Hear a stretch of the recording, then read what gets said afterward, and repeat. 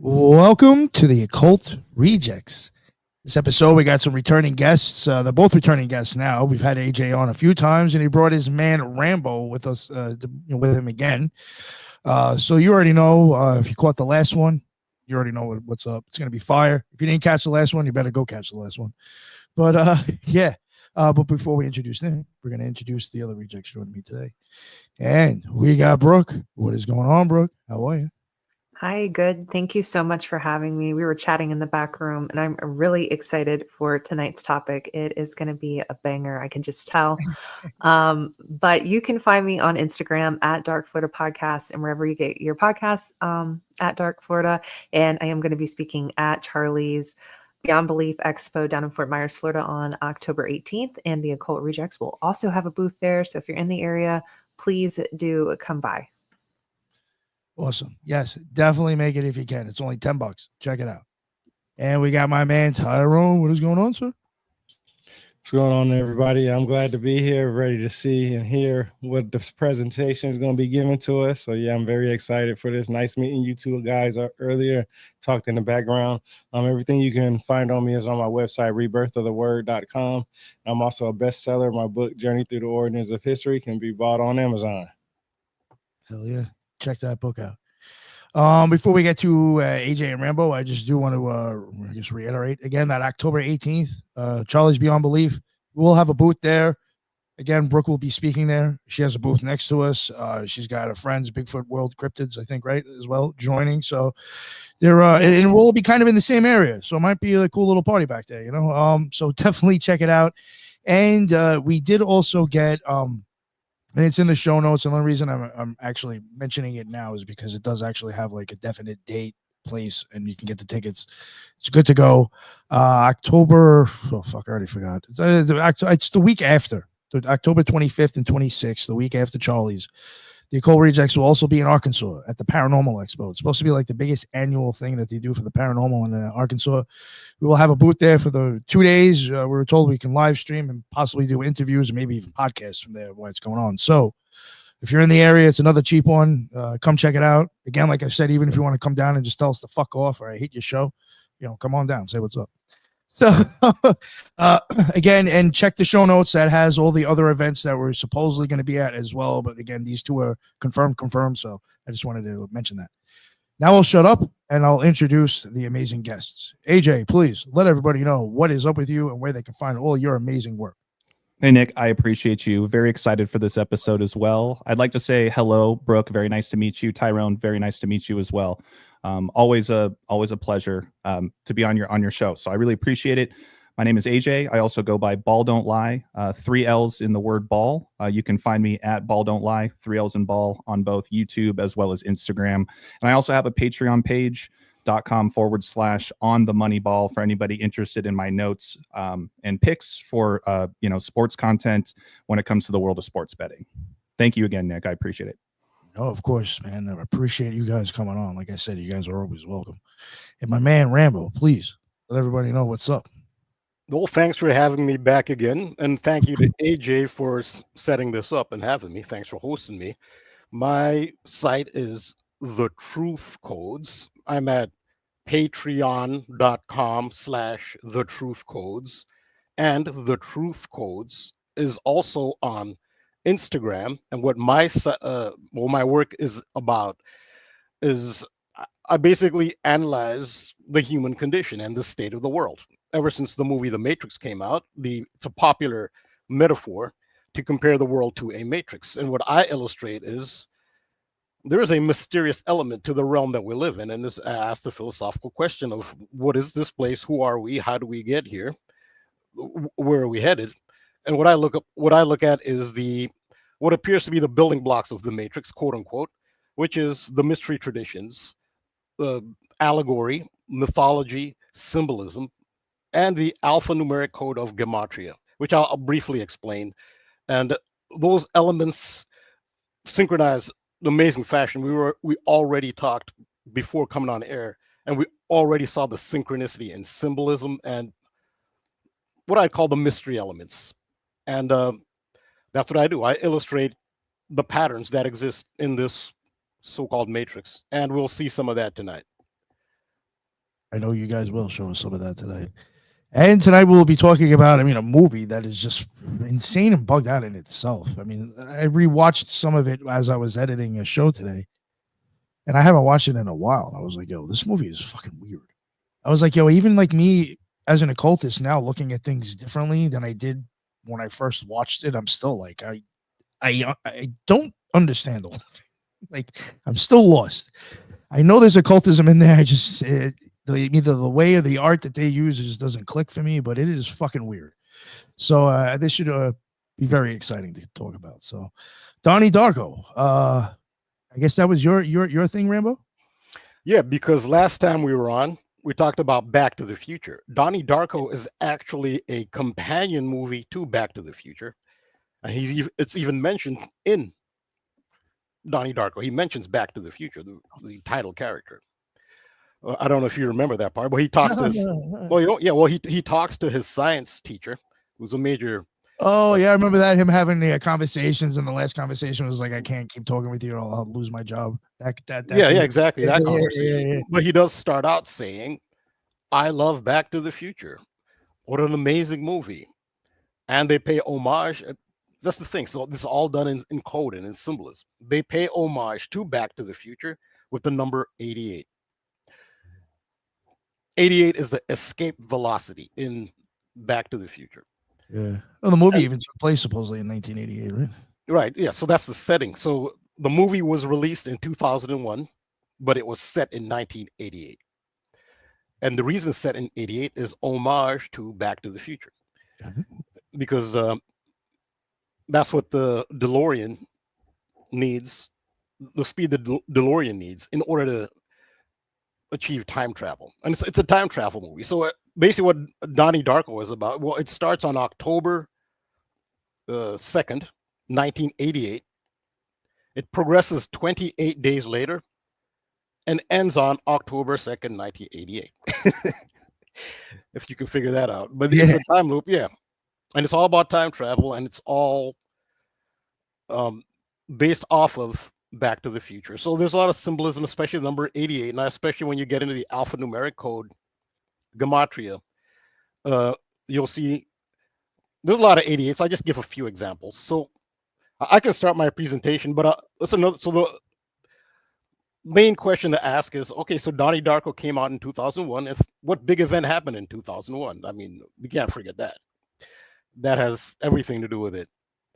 Some people. So when it came out in 2001, it actually was considered. There's several movies were considered inappropriate because of the events of 2001.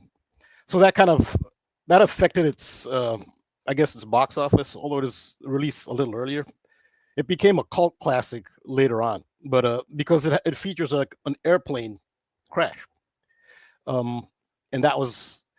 But there's some coding for 9/11, suggestive of some foreknowledge. But so the question is, why are we talking about this now? That was a movie in 2001. It's a cult classic. Why is it? Well, August 27th, 2025.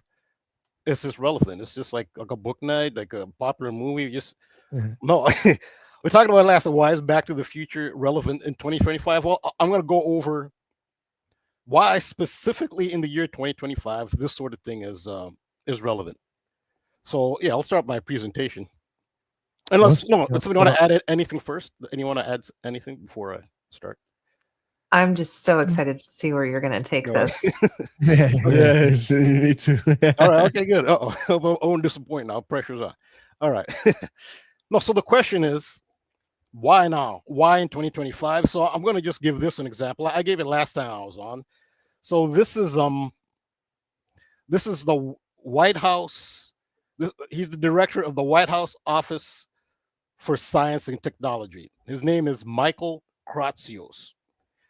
And he turned out to be kind of a controversial statement earlier this year. And I'll tell you why it was this year. He specifically said this in 2025. So I'll just play this part of it. But we are capable of so much more. Our technologies permit us to manipulate time and space. They leave distance annihilated, cause things to grow and improve productivity.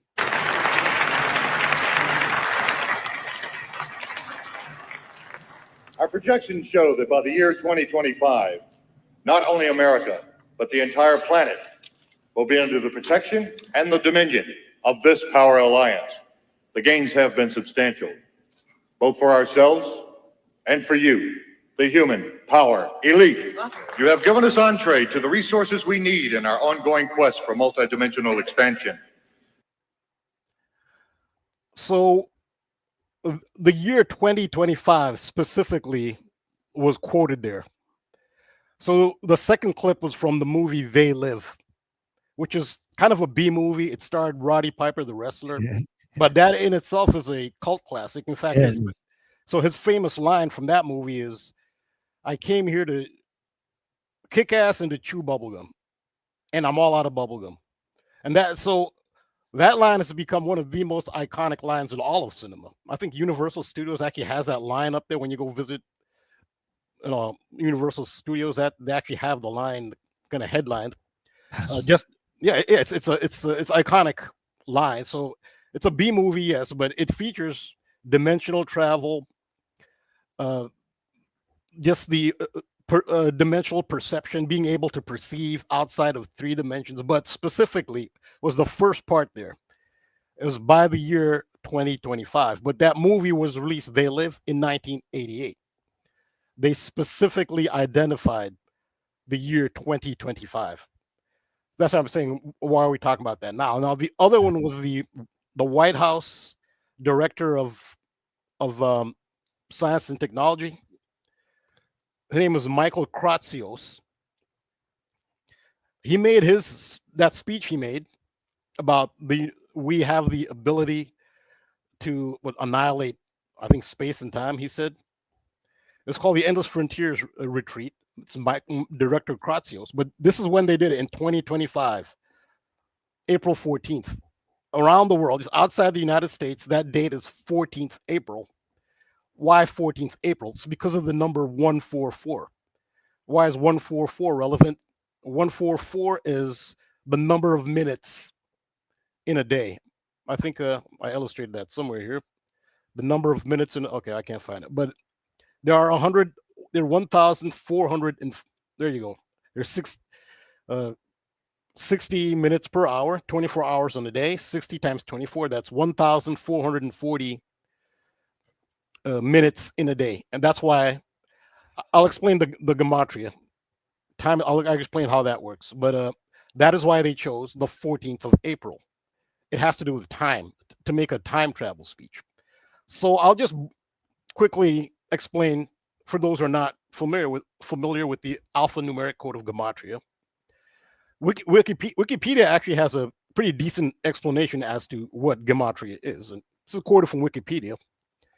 A word can yield several values important as an important point. Wait, okay, sorry. All right, okay, I'll just explain gematria. I'm a little confused in my notes here. So basically, this is the English language, 26 letters in the alphabet. Each letter of the alphabet has a value based on its order in the alphabet. Now, this is one cipher. There are multiple cipher, which is letter number attributions. The value of 1 is attributed to A because it's the first letter. 2 is attributed to B because it's the second letter, and goes through a Z, 26. That's simple, but it also works in reverse. So you can start with Z as 1 through to A as 26. And then there's the reduction cipher, which is like this: A through Z, 1 through 26, but the reduction cipher is single digits only. Single digits start from J to Z. And the way you reduce J to single digits is by adding the individual digits of J, which is 10, the 10th letter. 1 plus 0, J equals 1. You the same thing, P. 1 plus 6, P equals 7. This is what the cipher looks like. And that one that you're showing right there doesn't even say in the notes. That is the Pythagorean, correct? Yeah, it's also called, so this is known as the Pythagorean cipher. And this is what, so I guess the person you're talking about, occultism, it's Manly P. Hall. In his book, I think I did put up a graphic of his book, The Hidden Teachings of All Ages. I believe it should be Yeah, here. so for teachers of all ages, yeah. Okay, yeah, I thought I put up a graphic of that, but I can't find it. But all right.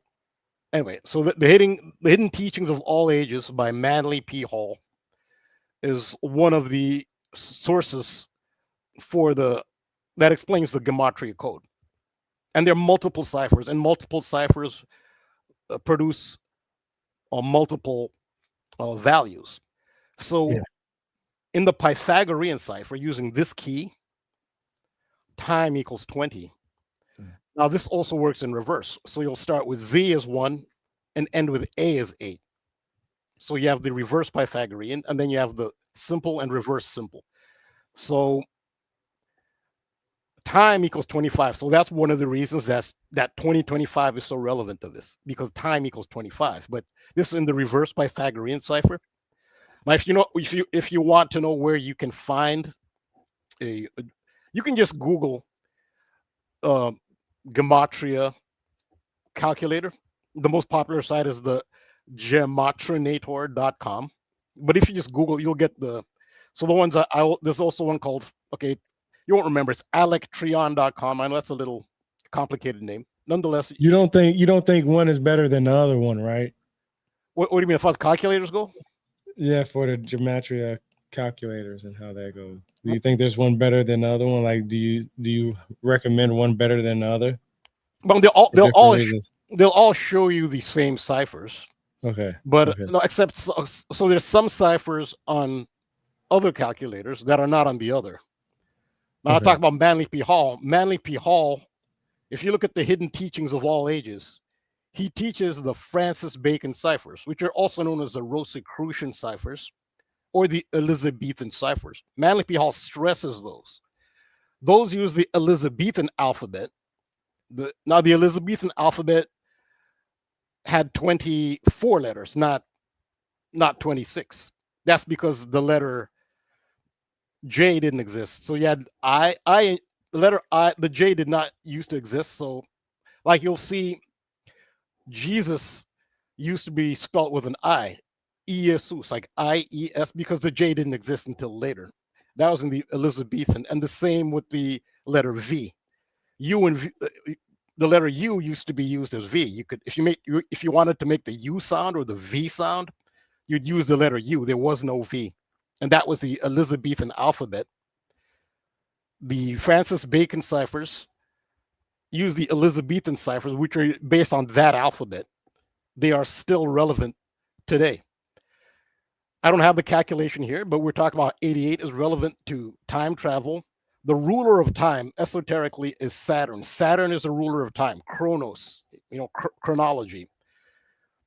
If you take Saturn in the Elizabethan cipher, that's the Francis Bacon Elizabethan alphabet, Saturn has a value of 88, which is a direct synchronicity with Back to the Future. Why they chose 88 miles an hour specifically, because it's the ruler of time. It's time travel. Saturn's 88, but in the Elizabethan cipher. So that's one example of why the Elizabethan ciphers, that you can see in the hidden teachings of all ages by Manly P. Hall, why he stresses them. They are still relevant today. So your question about which calculator site, well, the Alectreon site, that has the Elizabethan ciphers, whereas Gematrinator does not have the Elizabethan ciphers. But if you're just being introduced to Gematria, I'd just start with these simple ciphers, these four, because there is another cipher here. This is the Latin Agrippa cipher, and I explained this here. It's Henry Cornelius Agrippa. He wrote the 3 books of occult philosophy, and he introduces his cipher. So a lot of these occultists have their ciphers, and they're very relevant. And he wrote the textbook of Old Rosicrucian philosophy. So his cipher, this is what his cipher looks like. A through, it goes A through Z, and then because J and V were not added till later, J and V, and then W. Those are letters that were added. So that's the order of Agrippa's cipher. And the number attributions are 1 through 10, and then 20, 30, 40, 50, up to 100, and then 100, 200, 300. So that's the cipher there, Agrippa. But in Agrippa's cipher, time equals 144. So now you know why the White House consciously chose the 14th of April, 144, to make this announcement that we can.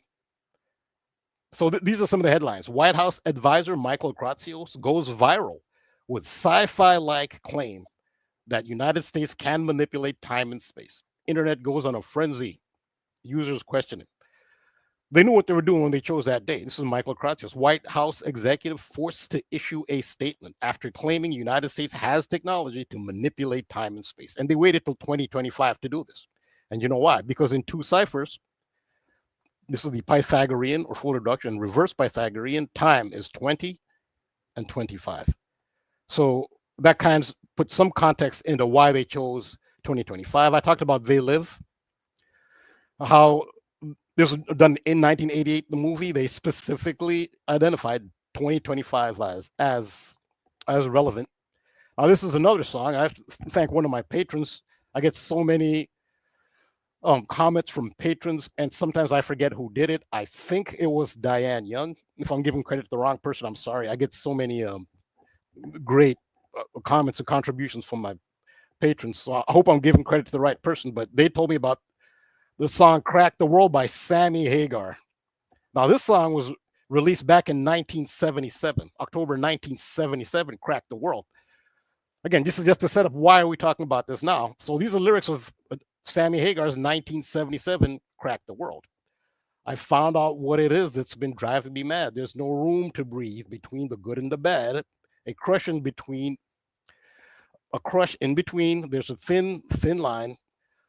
But just around the corner, there's a change in design. I wish I could walk away and dig what the preachers say, but those words don't satisfy me no more. There's a crack in the world.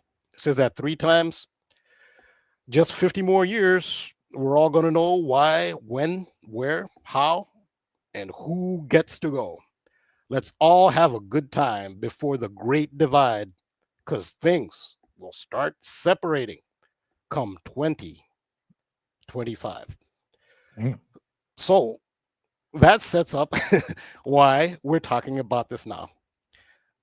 I don't know if anyone wants to add anything at this point, or No. Nah, I'm in the mood, man. Just keep rolling. all right. We on the train, Yeah. bro. We on the All right. train. You can't slow this train down now. All right, thanks. One thing I just do want to ask, because I was actually just curious myself, is the Agrippa key the same thing as the Hebrew?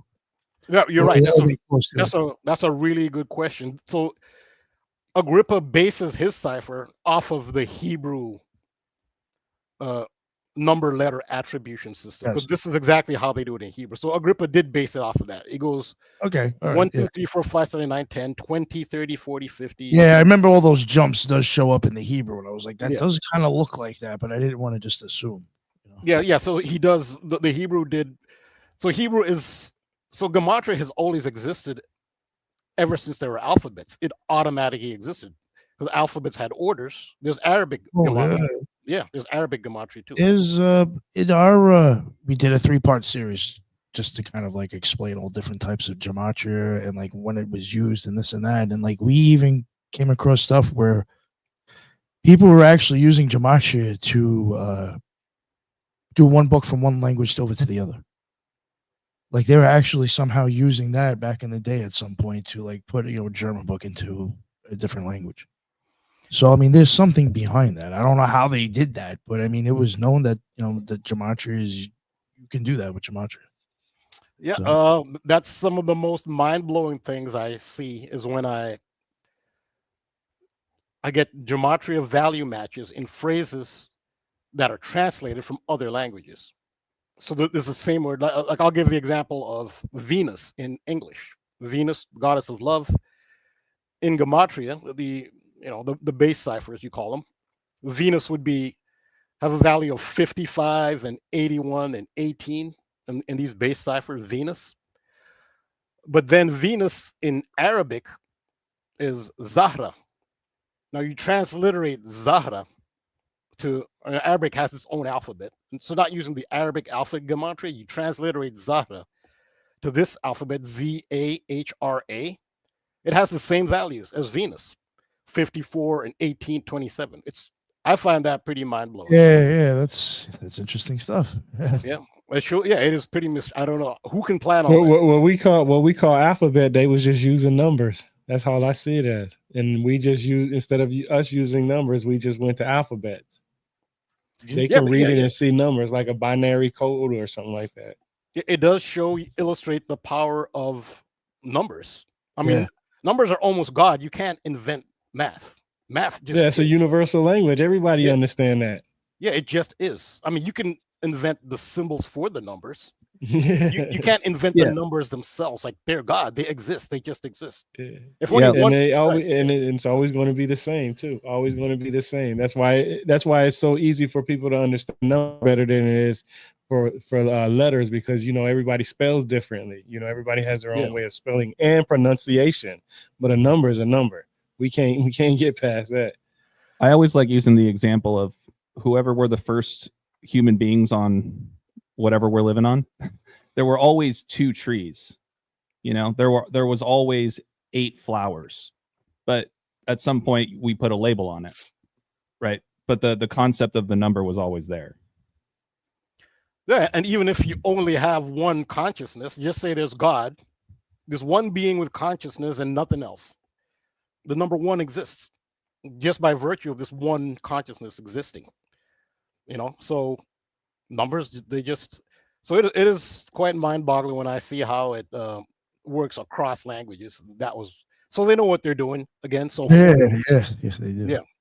I mean, that's even another thing, and then I'll stop going on and you can get back to it. But like, even from stuff that I've looked at, most languages at inception, when those letters were created, it already came with a numerical value. Like it went hand in hand. The numbers and letters were together. So so that's how it works. So you add the letters according to the key, and you get the total. Time is 144 in the Agrippa.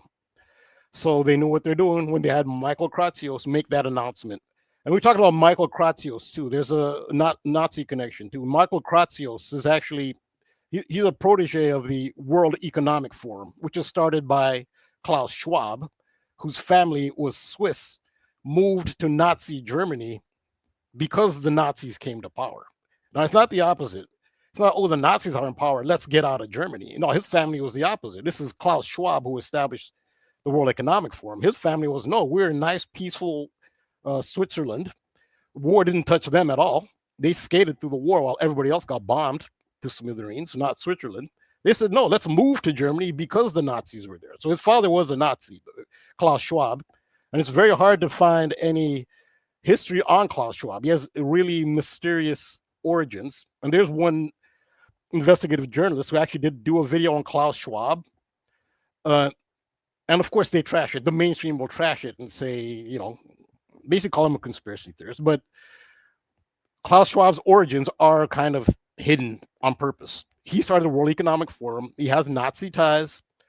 And Michael Kratsios, who made this announcement for the White House, he's a World Economic Forum protege. And I talked about it last week. I'd like to hit on it a little bit because the 88 is very relevant to this. The Nazis did have an actual time travel program, and that's alluded to in code, especially through this 88. So we talk about this announcement. So this explains why in 2025 are we talking about it? Well, this is why. So Sammy Hagar cracked the world. I like this paragraph. Things will start separating. Now, what does that mean? We can speculate, I guess, in 2025. Some people will refer to something called a shift, a dimensional shift. Whether there's veracity, you can decide if it resonates with you. But it's a concept of a shift or a new age.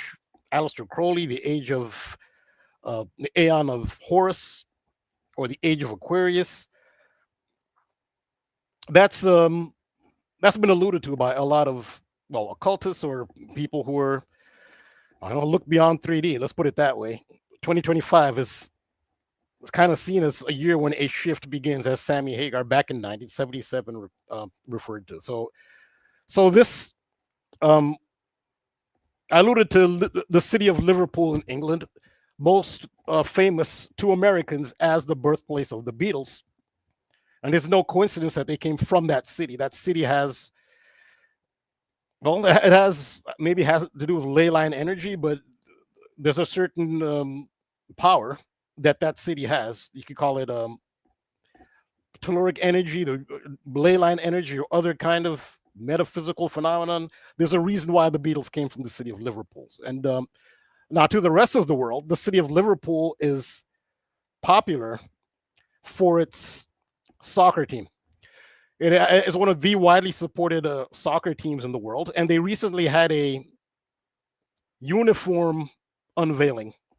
Now, sports teams do uniform unveilings, all sports across the world, but there were a couple this year for the 2025-26 season, and Liverpool went all out. So this is just a little clip of Liverpool Football Club's uniform unveiling of 2025. This was their captain, Virgil van Dijk of Holland. But look at this, the photographer.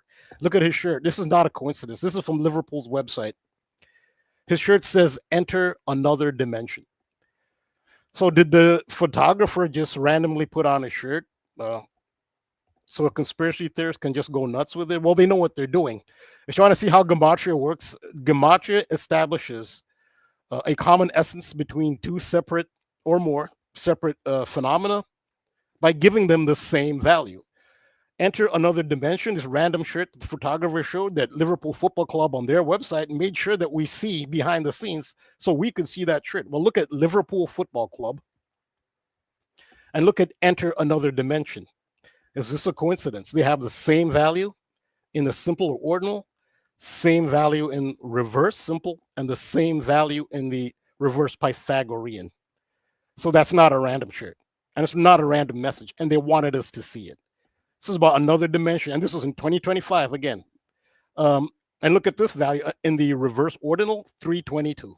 Yeah, I caught that right away. Yep. So, and that's the skull and bones number. And the Liverpool Football Club actually had a former player and manager. I think it was in 2017, might have been. He passed away. His name was Ronnie Moran. He passed away on March 22nd. Is that all a coincidence? So Liverpool Football Club and the city itself are very relevant to this.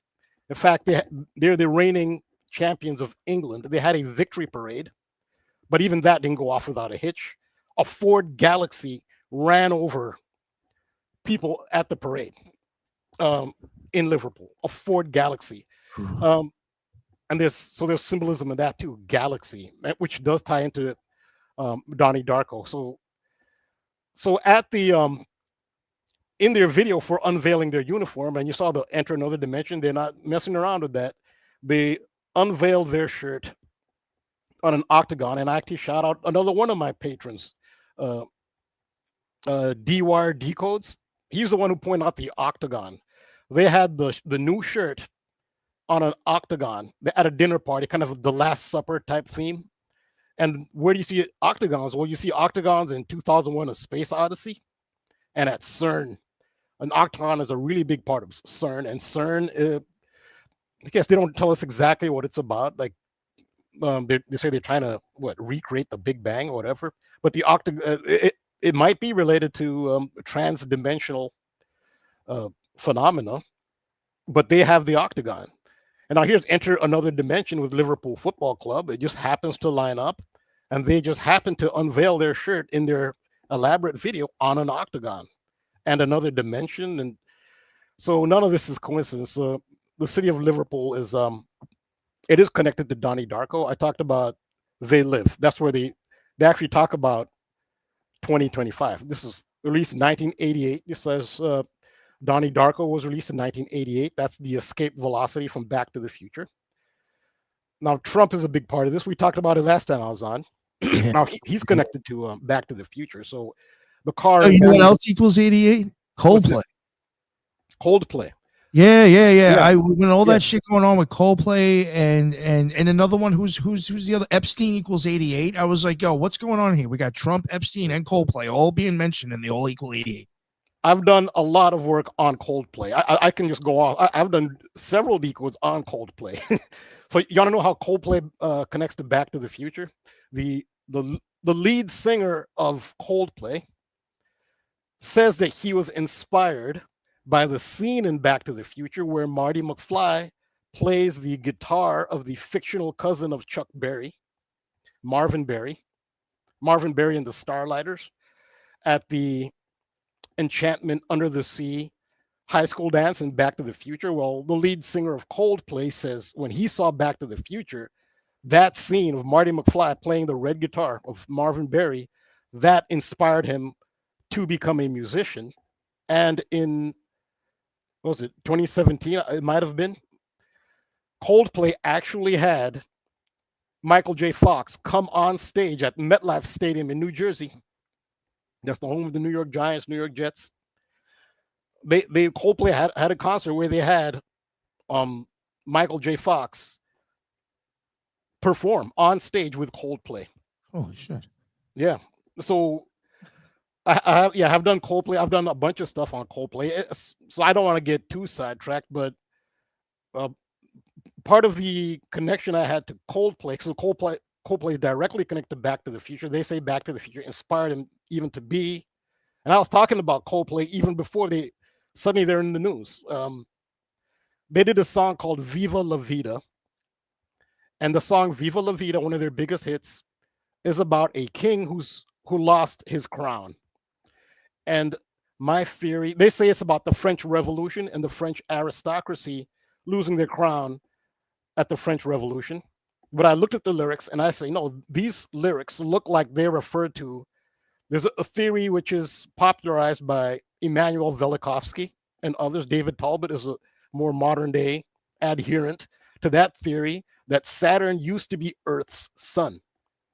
And one of the things they point to is across the world, bar none, every single civilization around a certain time, every single continent illustrated a sky that looks different than what we see now. And what he's saying is Immanuel Velikovsky's theory, is that was Saturn. Saturn used to be Earth's sun, and it was closer to Earth, and it was directly above Earth. And Venus was in between Saturn and Earth, and then Mars was between Saturn and Earth, and Venus lodged in between Mars and Saturn, and Venus emitted 8 streamers of light. So it looked like a 8-spoke wheel in the sky. And that's what the Earth's sky used to look like. And that's the theory. And the song Viva La Vida, that is what it's about. I determined that by Coldplay. It's about I used to rule the world. That's what the lyrics of Coldplay's Viva La Vida is. I used to rule the world. That's a reference to Saturn, of Saturn being Earth's former sun. And Saturn lost its place to the sun that we have now. And so, yeah, since you mentioned Coldplay, I didn't want to branch off. But yes, I have mentioned Coldplay in a lot of my decos, and I'm glad you did mention it because it is relevant. And that's pretty astute to recognize that Coldplay equals 88. And that's, yeah. Like, what the fuck? Because Saturn's 88 in the Elizabethan, very relevant Elizabethan Francis Bacon cipher. Saturn's 88, and that's a ruler of time. And Saturn used to be, according to some theories and according to all the ancient depictions, could have been Earth's sun. And they are well aware of that. I've talked about the Boston Bruins logo. If you're not the hockey team, if everyone's not familiar, it's the 8-spoke wheel in the sky. Marty McFly, Michael J. Fox did. We're talking about jersey releases. I talked about Liverpool doing their jersey release for the upcoming season. So did the Boston Bruins of the NHL for their 2025-26 jersey. They brought in Michael J. Fox to do their video. They did a Back to the Future video to release their jersey for the 2025-26 hockey season. And the Boston Bruins logo, it's a B, but the B is in the middle of a 8-spoked wheel, which again, that's a reference to Saturn when it used to be Earth's sun, and the 8 streamers that Venus used to emit onto the body of Saturn. And the reason they know this, they speak in code, is because the location that they say Saturn was when it was Earth's sun is the location of the star Polaris, where the stars rotate around that one center point, which is Polaris. Polaris is in the constellation of Ursa Minor, which is the little bear. A bear is a Bruin. That is why the Boston Bruins use the wheel in the sky logo, because that was the location of Saturn. Saturn was placed in the location of the little bear, the Bruin, Polaris. The Bruins know exactly what they're doing with that logo. And leads one to believe, is there some former alignment of the cosmos which does not exist now? And it's all alluded to in code, which is so I refer to these as the truth codes. That's why I call that, that's the name of my channel, because that's what these are. They speak in code, and the codes tell you the truth. They're telling you the truth, but in code. And I think NASA does that actually. what acid? Yeah, is it the truth? NASA, I think NASA's well, they're not still. Oh, it's hard for me to explain this. NASA, my ideas of outer space is completely different than everybody else's, I'm sure. Oh, okay. But I still think that that NASA's actually telling you stuff in there. It's just ciphered, and you'd have to see it from a different angle than you're probably looking at it. Like there's value. Yeah. There's value, I think, at actually looking at some of their stuff if you know what you're looking at. Yeah, absolutely. Yeah, you can't throw the baby out with the bathwater. Yeah, since you have to use your discernment, and sometimes you can't know. But I'm glad you mentioned NASA, because NASA is directly connected to Donnie Darko. You know how? The director of Donnie Darko is the son of a NASA scientist. So NASA has its fingerprints all over Donnie Darko, since you mentioned it. nice. That's great. I actually mentioned that later on in the decode. It was the director, yeah, his father, and he does put some coding into Donnie Darko. His father was a NASA scientist. So this is another reason I asked, like, why are we talking about this now in 2025? This movie's from, one is Back to the Future is from 1985, and Donnie Darko is from 88. And okay, this is another 2025 reference. This is them doing, this is mainstream media. The New York Post did this. Donald Trump, Back to the Future was their headline. If I didn't live in New York, I would never have seen this.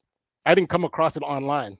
I was in a supermarket. I was about to leave. I looked at the newspaper rack and I saw this, and I couldn't believe it. It looked like something out of my one of my decodes, from my website. Something I would do. This is the mainstream media is doing. It shows Donald Trump. This is ahead of the election. This was on October 25th, 2024. It was a Friday. This was the cover of the New York Post. Donald Trump, and it said Back to the Future. And why did they pick October 25th? Because October 25th is the start date of the plot of Back to the Future. Back to the Future starts on October 25th, 1985. The New York Post chooses October 25th, 2024 to show Donald Trump and the headline Back to the Future. They knew exactly what they were doing with that date and that headline. And I talked last week about some of Donald Trump's connections to Back to the Future. So the DeLorean time machine car, the DeLorean company is now defunct. It's a company started by John DeLorean. Donald Trump owns the Bedminster Golf Course in Bedminster, New Jersey. Donald Trump bought the property for his Bedminster Golf Course from John DeLorean. John DeLorean owned that property. So Trump has multiple connections to time travel. In fact, it's an LIV tournament, which is LIV is a golf organization that rivals the PGA, run by Saudi Arabia. Donald Trump is very connected to Saudi Arabia. They have an LIV competition at his Bedminster golf course, and he had a replica Back to the Future DeLorean at Trump Bedminster. So he's very connected Back to the Future, and they know this. This is the mainstream media themselves telling you this, and they know what date they chose to do this. And Rambo, I don't want to get too ahead before we dive deeper into Donnie Darko and how it's related to Trump, but notice on this particular cover of the New York Post at the very bottom, it says Go Yanks 28-page World Series preview. Just like how there's 28 days that remain in Donnie Darko. Okay, a great addition. Thanks. There's something real quick about the Yankees. That's taking two different forms of saying Janus and putting it together. If you go and look how the word Yankee was actually created. So that's that's interesting. Okay. Yeah. Yeah, something to do with how they said it. I think it may be in Dutch or another language. It's two different languages, kind of like or slang for that. If you look into it, you'll see what I'm talking about. I'm freestyling it. Yeah, it was probably Dutch, most likely, because the Dutch, they colonized. They're the first to colonize. And another thing I just wanted to say real quick too, something that I had noticed, and I'm sure maybe even Brooke has noticed it because she will actually run numbers sometimes, which is why I asked her to come on the show. So she's actually interested in that stuff. I will sometimes, and I've mentioned this before, I'll be looking up stuff. Like when I was looking at the stuff with Trump, I started noticing a lot of things with Trump showing up with stuff. Sorry, I'm doing it backwards. Back to the Future. When I was covering Back to the Future, I started noticing a lot of things that I was running from Back to the Future. Shit with Trump would pop up, or things right now going on that is significant at the time. Maybe like certain phrases or hit words, whatever. But like, it's like, damn, like this is being talked about now on the news as well. And it's just really weird. Like I started to even notice that with like Mar-a-Lago or certain things with Trump, it would match certain phrases with Back to the Future. And I was like, that's weird. Like, or things like going on at the time when we covered that on the Occult Rejects, there were certain things that was being talked about in the news that was coming up as well. I just didn't get into it because I didn't really think much of it then, but it's like, I've seen it too many times now. Yeah, absolutely. A lot I goes saw that in, when I covered the Gilgo Beach also. Sorry, even when I covered the Gilgo Beach murder, when that became popular, there was a whole bunch of shit that was coming up and matching Trump and Elon Musk around them. It was just weird. That was like things at that time. And I was like, yo, is this like some way of just keeping this energy just going all over and constantly repeated? No matter what, you're going to have somebody saying it for some reason. It was just weird. Yeah, so it does seem like some kind of code to the Matrix. If this is, it seems like a Matrix and this code. And it's almost like they need to keep enforcing the code. In order to keep the quote unquote Matrix running according to their will. We can question who are they, but whoever they are, who are the real architects of the Matrix, these are the things that seem to hold it together according to their will. I mean, I don't claim to have the answers, but we can only speculate. We can observe the patterns and speculate as to why they're doing it and who's doing it. But I mean, even if you look at it like a lot of Trump, you know, I'm not knocking Trump personally. I hate both sides. Well, I don't care for either side. But I'll just be honest, when you take a lot of stuff that's associated with Trump or even some of his phrases and shit, you get some fucked up shit matching a lot of that stuff. Just straight up being honest. One thing he does match up a lot with is Nazi codes. He matches. He does. He does. Yeah. No, it does. Remember, there's a real life transdimensional project by the Nazi Party. I talked about Joseph P. Farrell. I'll talk about him later in this decode. He does the best work on it because he's an actual academic, and he talks about the Nazi. It's a time travel / dimensional travel project, which is a real actual Nazi project, and we can speculate as to how advanced that project went, and that project continued after the war. And Trump is very connected to the Nazi Party. I'd say that his White House director of science and technology, Michael Kratsios, is a protege of the World Economic Forum, which is started by Klaus Schwab, whose family appears to have been, I mean, they were associated with Nazis. He came from a Nazi family. It's not that inconceivable that he has adopted their loyalty to the Nazi Party, which didn't die. Germany lost the war, not the Nazi Party. And they speak in code to let you know that they still exist. Time travel and Nazism go hand in hand, and Donald Trump. Go hand in hand just like magic with Nazis. Yeah. 28 pages is interesting too, because the Yankees' next World Series championship will be their 28th, whenever that will be. So I don't know, with Donnie Darko relevant, they're contenders again, but their next World Series. And shout out to TJ too. Earlier in the comments, he mentioned that the moon runs on a 28-day cycle. Yeah. And yes, absolutely. And I do mention the moon in this. Donnie Darko starts with the song "The Killing Moon" by the Bunnymen, right? Echo and the Bunnymen. Yeah. It also at 28. That's why 28's in the movie. It has to do with the moon, absolutely. So yeah, I'll try to get through this a little quicker so you can jump in. So 88. This is from the Anti-Defamation League, their website. 88 is also a code for Heil Hitler because H is the 8th letter of the alphabet, and so Heil Hitler is HH. That's 88. But also, if you take the letters in reverse, where you start with Z as the first letter and A as the 26th. The 8th letter in that case in reverse is the letter S, in which case SS equals 88. And think of the SS, the Schutzstaffel. Oh, that was another thing. Sorry, real quick to add on too. That was going on around that time. Hulk Hogan knocked on, and then I was like, "Yo, there's another 88." Yep. And think of how Hulk Hogan he campaigned with Trump. What's going on? Yeah, and now what's interesting is they did a commercial where they showed Triple H coming into the White House. So I'm like, oh, now we're just stepping it up another 8. We're going for Triple H now. Oh yeah, I mean, I did a bunch. I was like, what the fuck is going on here?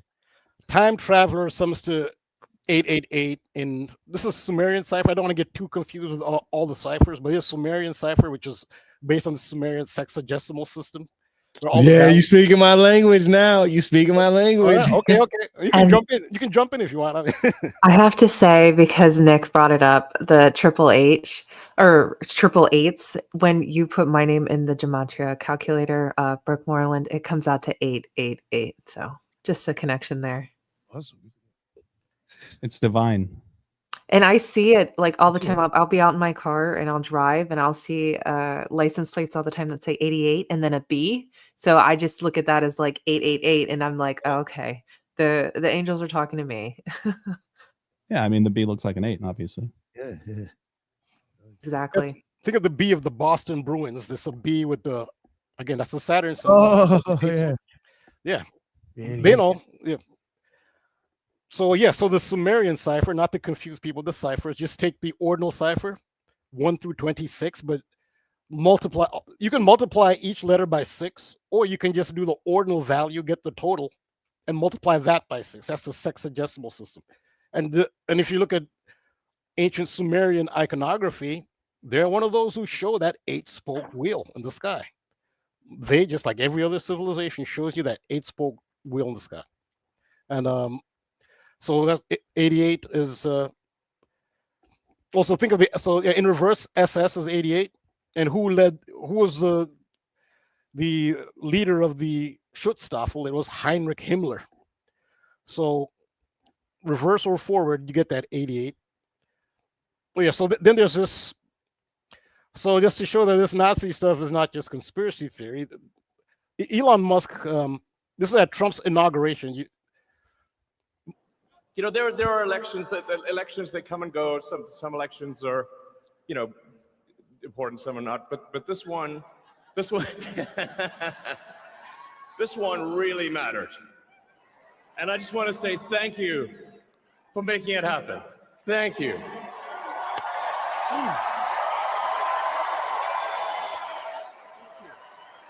My heart goes out to you. It is thanks to you that the future of civilization is assured. Yeah, he's not really hiding it, is he?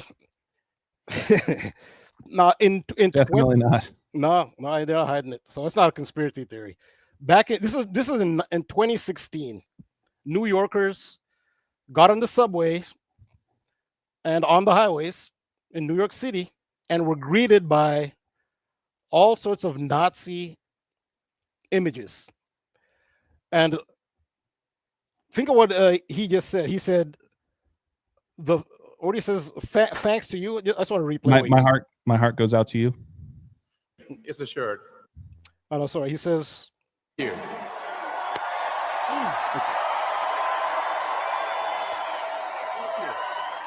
My heart goes out to you.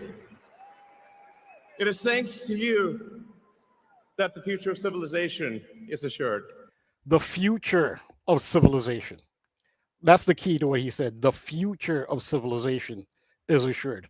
So he's throwing that in there. They speak in code. So the key phrase there is the future. We're talking about Back to the Future and Nazis and time travel. Well, in 2016, New Yorkers, they got on the subways and went out and on the highways, and this is in downtown New York City, and they saw this, the Statue of Liberty doing the salute. You just saw Elon Musk do the salute. This is in 2016. It's interesting too that this particular clip from Inside Edition, if you look right below the Statue of Liberty, it says "Free Galaxy." Oh, Galaxy. Okay. So there's kind of that Galaxy advertisement right underneath it. I mean, is that a coincidence? I don't know. No, that's a great observation. I was just talking about Galaxy, and Milky Way is part of Donnie Darko. The song "Under the Milky Way" is part of the soundtrack, and I said the Ford Galaxy ran fans over at Liverpool Football Club's victory parade in 2025. So yeah, great observation, Galaxy. But the future is the key here, and this is all over New York City in 2016, and it caused a lot of controversy. I think it was a fake controversy by politicians. They knew exactly what they were doing. The Nazi salute and the future. This is in 2016, and it comes back in 2025 at Trump's inauguration with Elon Musk talking about the future and doing the salute. And I talked about last week how Doc Brown in Back to the Future canon, his family actually originates from Germany. They emigrated to the United States from Germany. Their original name was von Braun. We know who they're referring to there, the Werner von Braun, the Nazi scientist that you were just mentioning, NASA, who he pretty much ran the, if you want to believe whether the moon landing is real or not, he pretty much had a very significant role in the operations of NASA. NASA has strong Nazi connection to Werner von Braun. Back to the Future does a little wink to you know what I think people need to realize though too. You may even be getting to it. I just want to make sure I throw this in there. You even have to keep Jack Parsons in the back of your mind when you start getting into that whole time and era. I mean, and he was a Thelemic magician. Yeah, pretty scary guy. He didn't even yeah, but he was I think he considers himself like a manifestation of I think one of the ancient Jewish forms of Satan or something. Oh, I couldn't tell you. I don't know anymore. No, I think he did see himself as probably did. I wouldn't doubt it. Well, I think they were really concerned about him because you know the story of his death. His lab just blew up. Yo, yeah, sure. By accident, he kind of mixed stuff by accident. I think they were pretty concerned about him. Like, no, we're taking this guy seriously. We can't.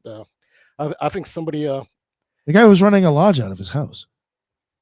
Yeah, he was also. They say that the Jet Propulsion Labs, NASA's Jet Propulsion Labs, Jet Propulsion (JPL), was actually a code homage to Jack Parsons. Labs. Yeah, they're saying JPL is on an occulted level. It's really Jack Parsons' lab, but they'll say it's Jet Propulsion's lab, but it's really wink, wink. Jack. Yeah, but yeah, so Doc Brown is a von Braun. It's Werner von Braun. So this is a Joseph P. Farrell, his work on the Bell Project, which is a real life, and he's an academic. You'll see when you look up the Nazi Bell Project, you'll get multiple like videos and sites. Joseph P. Farrell is the best source, an academic source on this Nazi project, and so you'll see the future. Elon Musk talked about the future of civilization, and we saw the.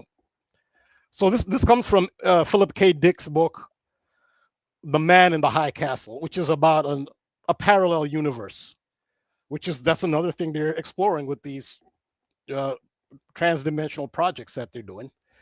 And who's to know if they haven't succeeded in creating parallel universes? Well, one of the parallel universes has the Nazis prevailing after World War II.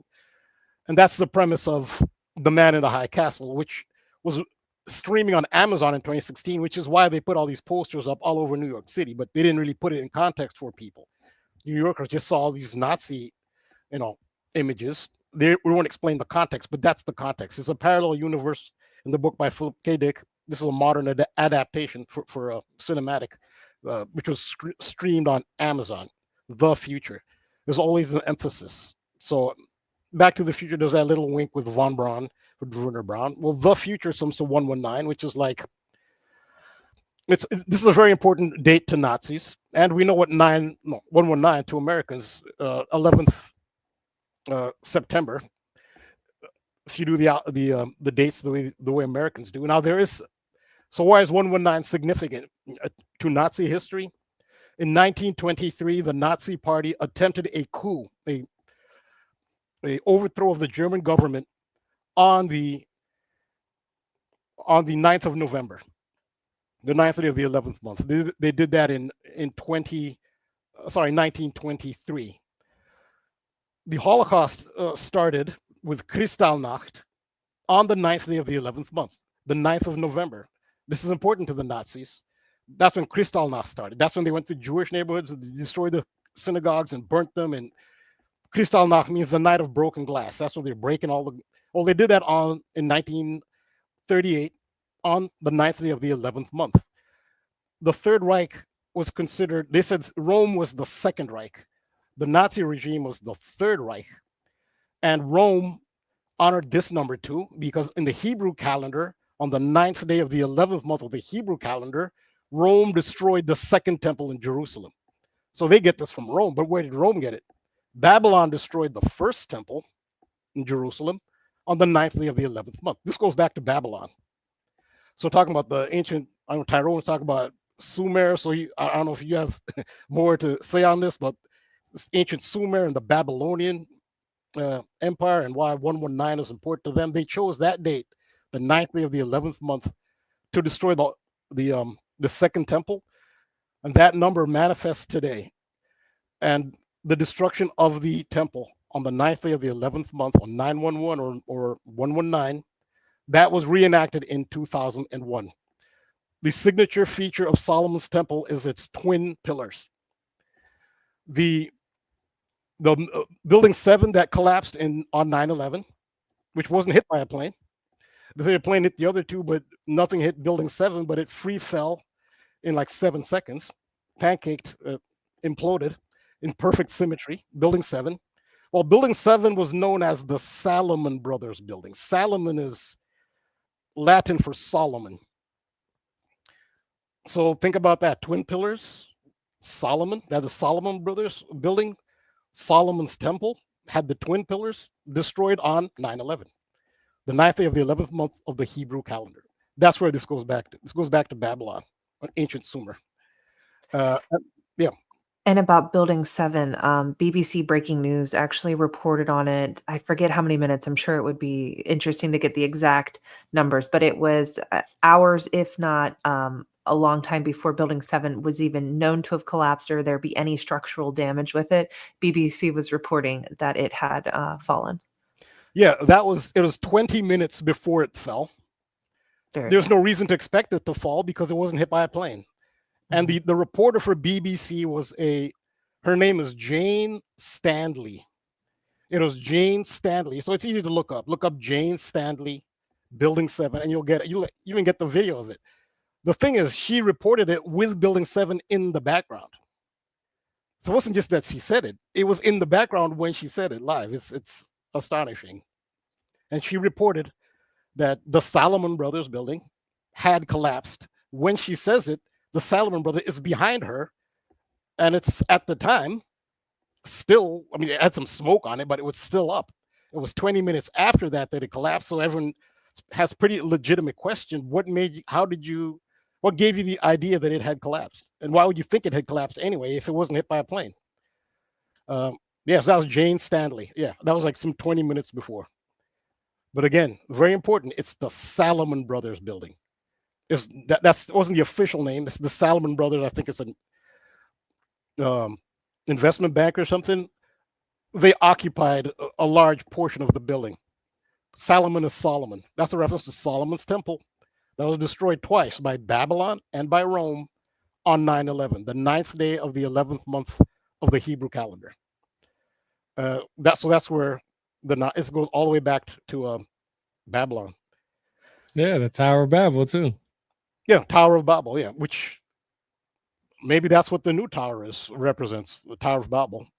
So there's speculation. Joseph P. Farrell does great work on it. So there is speculation that the Nazi dimensional travel project moved to Argentina after World War II. a lot of Nazis moved to A lot of South. Nazis. Yeah. Yeah, they moved to South America, especially Argentina. They're in Brazil. They're in Paraguay. They're all over the place. They're in the No, United States. there was buildings in schools that had swastikas on them before the Nazis even retreated there. There was already a heavy Nazi people there already. Or even after. Okay, yeah, that's interesting. No, I'm saying like even before World War II ended, there was Yeah, already yeah. there was already buildings there with swastikas on it and a huge German presence. So it was easy for them to just go down there with them. Yeah, so there is speculation that that is where the Bell Project, multi-dimensional travel project by the Nazis, that it moved to Argentina after the war. You know how they like to speak in code? Well, we have an Argentine Pope who just died, the first openly Jesuit Pope. He died at age 88 on Easter. And what's the symbol for Easter? The bunny. What are you talking about? Donnie Darko, a time travel movie set in 88. Easter bunny. Oh, you remember when Trump took that picture with him? The Easter Bunny? Did he have COVID at that time? Or just got over it? Oh, I don't know. There's a picture of Trump in the Easter Oh bunny. yeah, I remember that picture when he touched him and he wasn't supposed to touch him or something like that. Yeah, He's like the only person that touched him that wasn't supposed to or something like that. Yeah, I think I know. I remember him with Trump. Yeah, I remember that shit. Oh, I really thought it was are you saying it's Trump the Pope and the Easter bunny? No, Trump and the Easter Bunny. Oh, it's Trump and the Easter bunny. Okay. Yeah. Oh, there you go again with the bunny. Oh, you was talking about putting him in the Pope when he met the Pope, one of the popes. Oh no, I'm pretty Oh, sure yeah. it was Trump and the Easter Bunny. It was right around the time he had COVID or something close to that. It was during COVID. I just think about him wearing all white as well, kind of like an Easter bunny. Right. All he needs are white ears. Then essentially he's the Easter bunny. And Trump did say he should be the next Pope, yeah. But there you have it. He died at 88 years old on Easter. Easter bunny, Donnie Darko, 88, Trump, 88, and all the connections there. What are they signaling there by having him die at 88 when the Bell Project might have moved to Argentina? And there's Donnie Darko. That's the bunny symbolism from Donnie Darko. And so Donnie Darko, this is homage to Back to the Future. Back to the Future, the time travel first happens on October 26, 1985. Donnie Darko released in 2001, but it was released on January 19th. What is that? That's 119. They had to put the 119 in there for the release date of Donnie Darko. And again, that's sacred to Nazis, but it starts with Babylon and Rome. Donnie Darko, so it starts on October 22nd. This is where the moon comes into it. 1988. It starts there, then 28 days, 6 hours, 42 minutes, and 12 seconds later is after October 22nd, 1988, is again October 2nd, 1988. And if you add, this is the famous part of the movie, it's the countdown. The movie counts down. It starts on October 2nd, 1988, and there's a countdown. 28 days, 6 hours, 42 minutes, 12 seconds. 28 plus 6 plus 42 plus 12 equals 88. So, but Rambo, really quick, if I could just reference that this is not to sidetrack anything, but what I think is really interesting about Frank, right, the bunny, where this is the first part in the movie when Donnie first, or at least when the viewers first see Donnie seeing Frank, right? He's getting up in the middle of the night to go meet up with Frank. I think it's very interesting that he's standing on a golf course. Yeah. I mean, Nick, you were talking about Mar-a-Lago, that kind of thing. Yeah. Donnie Darko, Donald Darko, Donald Trump kind of thing. But then also it makes me think about Space Jam. You guys remember Space Jam when Michael Jordan gets pulled down the rabbit hole by Bugs Bunny?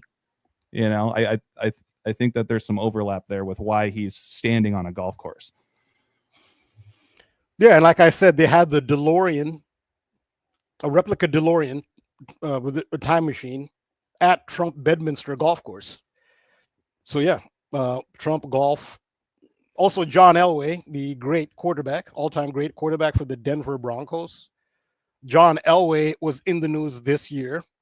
He was driving a golf cart when his friend and former agent, Jeff Spurbeck, fell off the back of the golf cart and died.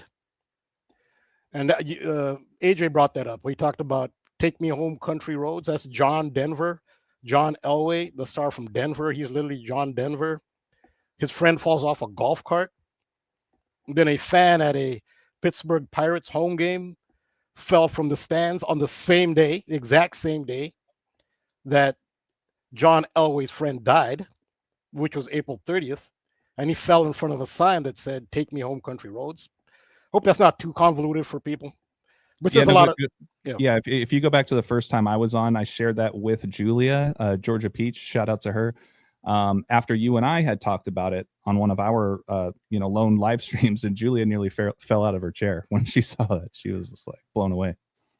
Yeah, so John Elway from Denver, he has a connection as well to the whole golf theme. This is a big golf theme, and it has to Yeah. do with the hole. The hole is a metaphor for a portal, a trans-dimensional portal, the rabbit hole. In fact, if you look Yeah, at the rabbit hole. again, the relevance of the Elizabethan ciphers, rabbit hole has a value of 88 in the Elizabethan, the Francis Bacon, Rosicrucian ciphers. And Rabbit that would hole. then take us down to Alice in Wonderland, but this isn't an Alice in Wonderland. It kind of is. I mentioned Liverpool Football Club and their really a high production release of its new shirt, a uniform for 2025-26 season. They actually have Alice in Wonderland imagery in that video. That's another topic. Alice in Wonderland imagery is in that video as well. You can't get away from Liverpool. So, am I hearing a third episode on Alice in Wonderland in the future? That'd be awesome. Well, yeah, it could be because Alice in Wonderland. It's about transcending dimensions. Yeah, that could be a future. Absolutely. It sounds like you have a lot to I would look into. I would even look into that. Sounds like you have a lot in mind for that theme. That's just huge.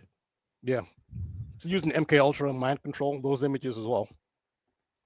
But so this is a thing called the rule of Kal-El.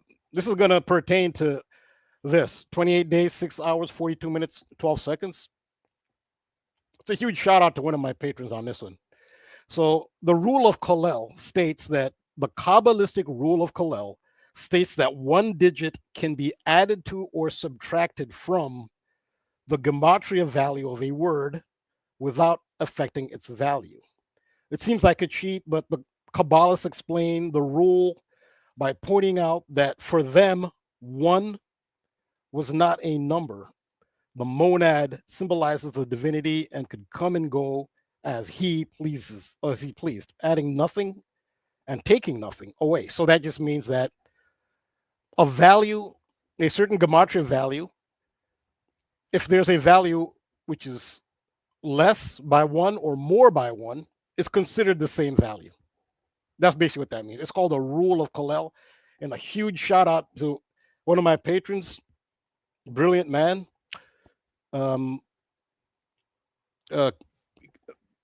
Casey Jones, Bobby Simpson. He pointed out what this is. He discovered it himself. He didn't. It's this is the number in Donnie Darko. 28 days, 6 hours, 42 minutes, and 12 seconds. To understand this, you have to understand the rule of Kal-El. So one digit off is considered the same. And this is the orbital cycle of the moon. This is why the moon is relevant. So the moon's sidereal orbital cycle is 27 days, 7 hours, 43 minutes, and 11.5 seconds. Wow. That's Bobby Simpson. This is the stuff he comes up with stuff like it. He came up with it. No one taught him that. He came up with it. So you have to understand the Kal-El to get it. I don't know how you figured this one out. But 28 is 1 off 27. 6 is 1 off 7. 42 is 1 off 43. And it's 11 like 12. It's 11.5. So 11 and 12 works. That's what this is based on. The moon sidereal cycle. I don't know how you saw that. I would not have come up with that myself. But big shout out to Bobby Simpson on that one. So Donnie Darko starts with the song The Killing Moon by the group Echo and the Bunnymen. And where are they from? They are from the city of Liverpool. Echo and the Bunnymen, English rock group from Liverpool. Liverpool's it has a history of producing musicians. So the music industry has also been, it's not just the Beatles. The music industry is pretty major in Liverpool. They have the annual European Song Contest. 2 years ago, Liverpool hosted the European Song Contest. That was a really big deal because of their history. The song, there's also the song Under the Milky Way. Again, talk about galaxy. Thanks, AJ, for pointing out the galaxy symbolism at Liverpool's football club's 2025 championship parade, a Ford Galaxy ran over members of the crowd. Well, this does connect to Donnie Darko, because Under the Milky Way is a song by the group The Church. It's an Australian group. This is one of the biggest hits by any Australian group. So the Church is very relevant to Donnie Darko. In 2001, on the Wikipedia page, this song, Under the Milky Way, associated with Donnie Darko. And again, Milky Way Galaxy associated with Liverpool. Now, I know very few people in this audience probably are into soccer, but it is relevant.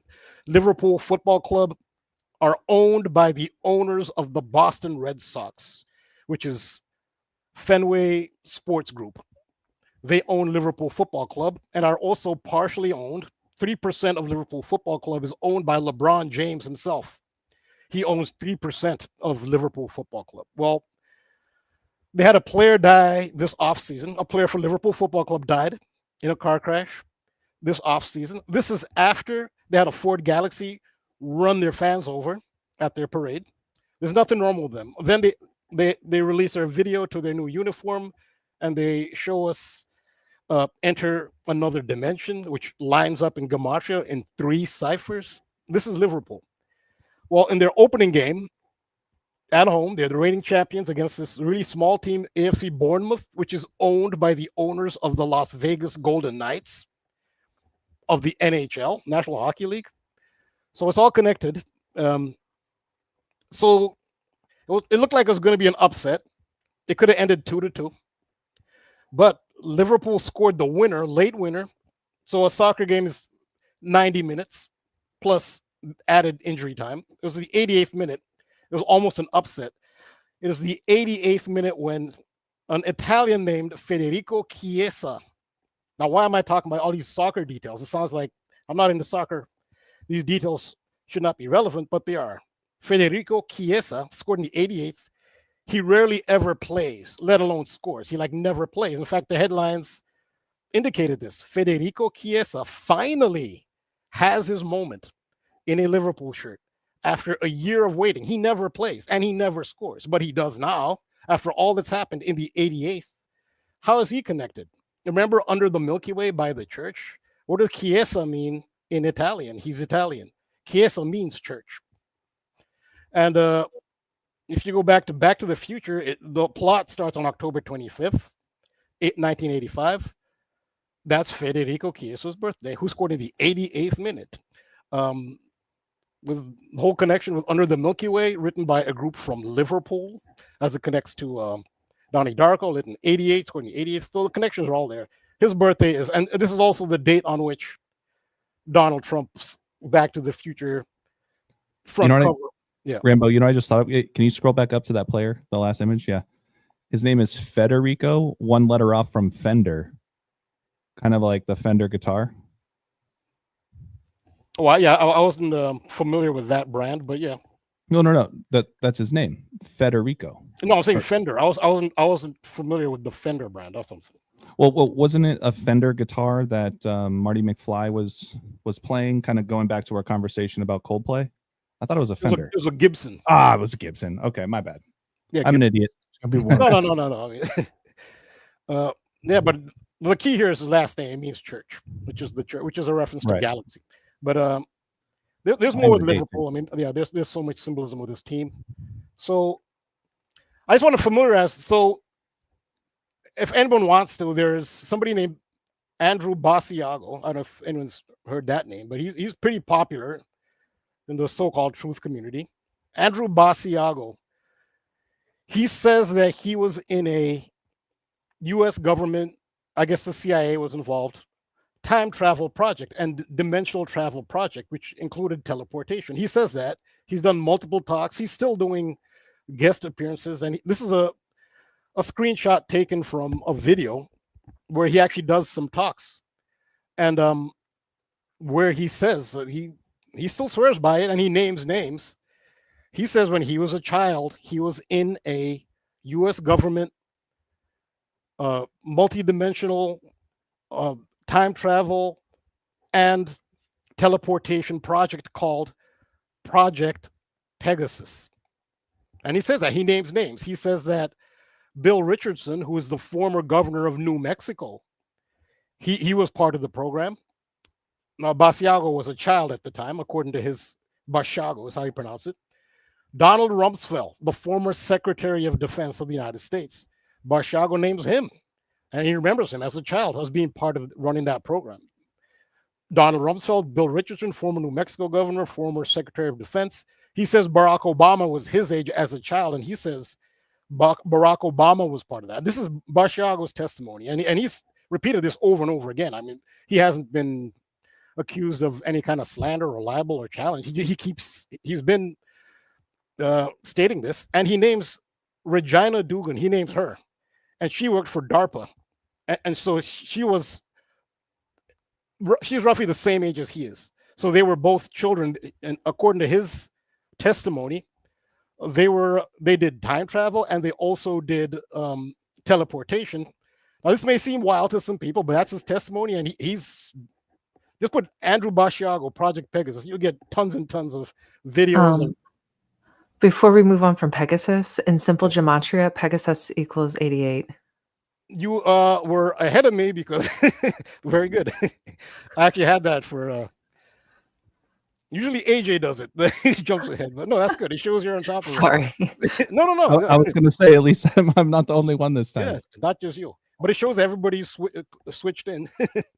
Yeah, Pegasus 88. Is that a coincidence? No, probably not.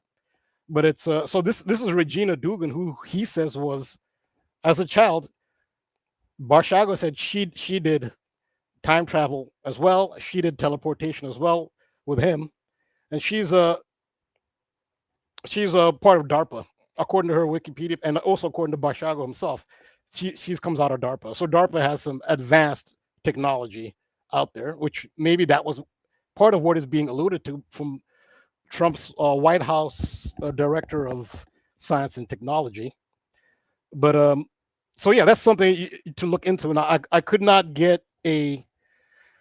So what YouTube does is, if you look at, if you get movies off of YouTube from their YouTube movie channel, you cannot take screenshots. You'll just get a black.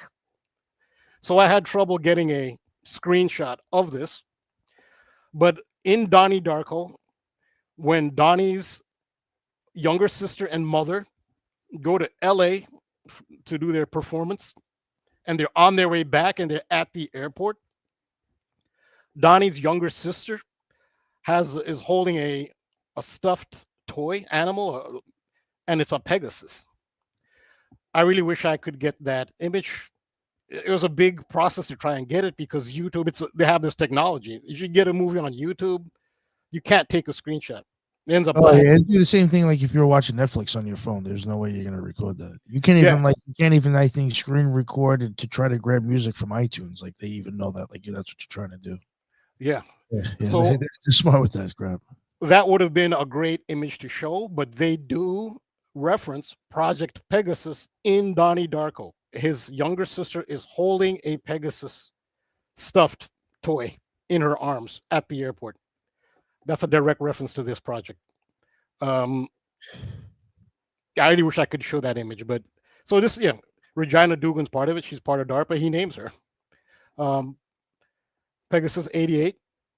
And so this is what I was talking when you talk about NASA's involvement. So Richard Kelly. So James Richard Kelly is an American film director, screenwriter, and producer. He wrote and directed the films Donnie Darko and a couple others, Southland Tales, The Box. So this is kind of his claim to fame as Donnie Darko, Richard Kelly. Kelly grew up in Midlothian, Virginia, where he attended Midlothian High School and graduated in 1993. He was a child. When he was a child, his father worked for NASA on the Mars Viking lander. So NASA has its fingerprints all over Donnie Darko as well. And there is a reference to his father's Mars Viking lander because there's a Halloween party in Back to the Future. One of his Donnie Darko's friends is dressed as a Viking.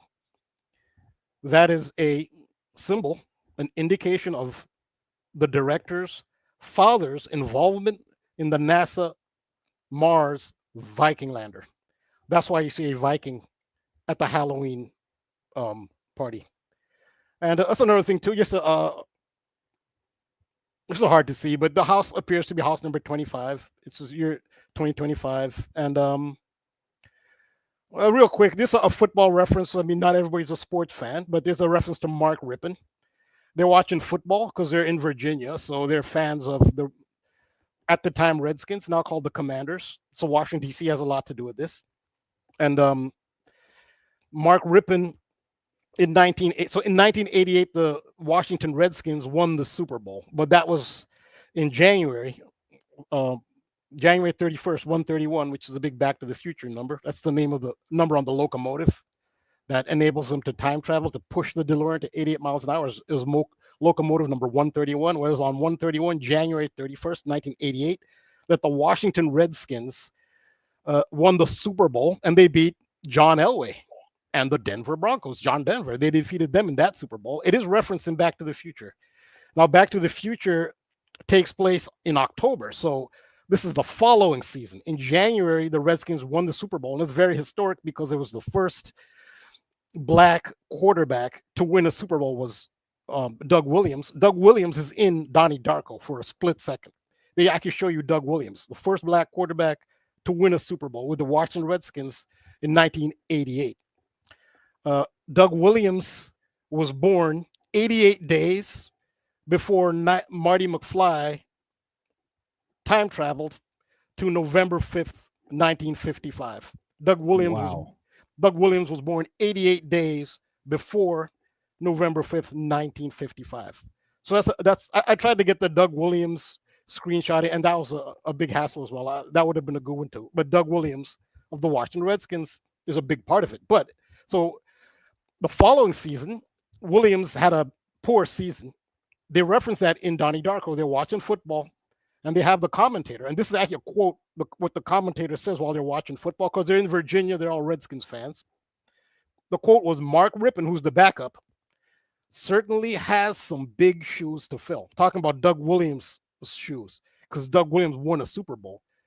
And Mark Rippon was a backup. He was going to come into the game that they were watching.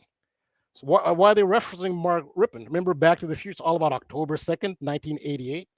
That's Mark Rippon's birthday, October 2nd. So this actually could be closed for the next Super Bowl, maybe. Because Mark Rippon would end up winning Super Bowl 26 for the Washington Redskins. So could that be a reference to the Super Bowl in the year 26? In the year 26, there'll be a Super Bowl. Well, he won Super Bowl 26, Mark Rippon. He's directly referenced. They name him by name. Mark Rippon certainly has some big shoes to fill. They say that in Donnie Darko. And his birthday is October 2nd. And to that point, Rambo, Grandma Death, you guys have all seen Donnie Darko, right? I think I'm the last one on the train, just having seen it recently. But Roberta Sparrow, right? The old, grandmother that lives by herself and wrote the time travel book. There's a part in the movie where they say that she is 101 years old, which is the 26th prime. So that's why I wanted to throw that in there about the 26th. And I actually haven't seen it, so this is definitely on my must-watch list after the show for sure. But when we were talking pre-show, Washington, D.C. happened to come up, and this was even before I really knew what your presentation was. I mean, I knew it was going to be on Donnie Darko, but I didn't know that the connection that was going to have in your work.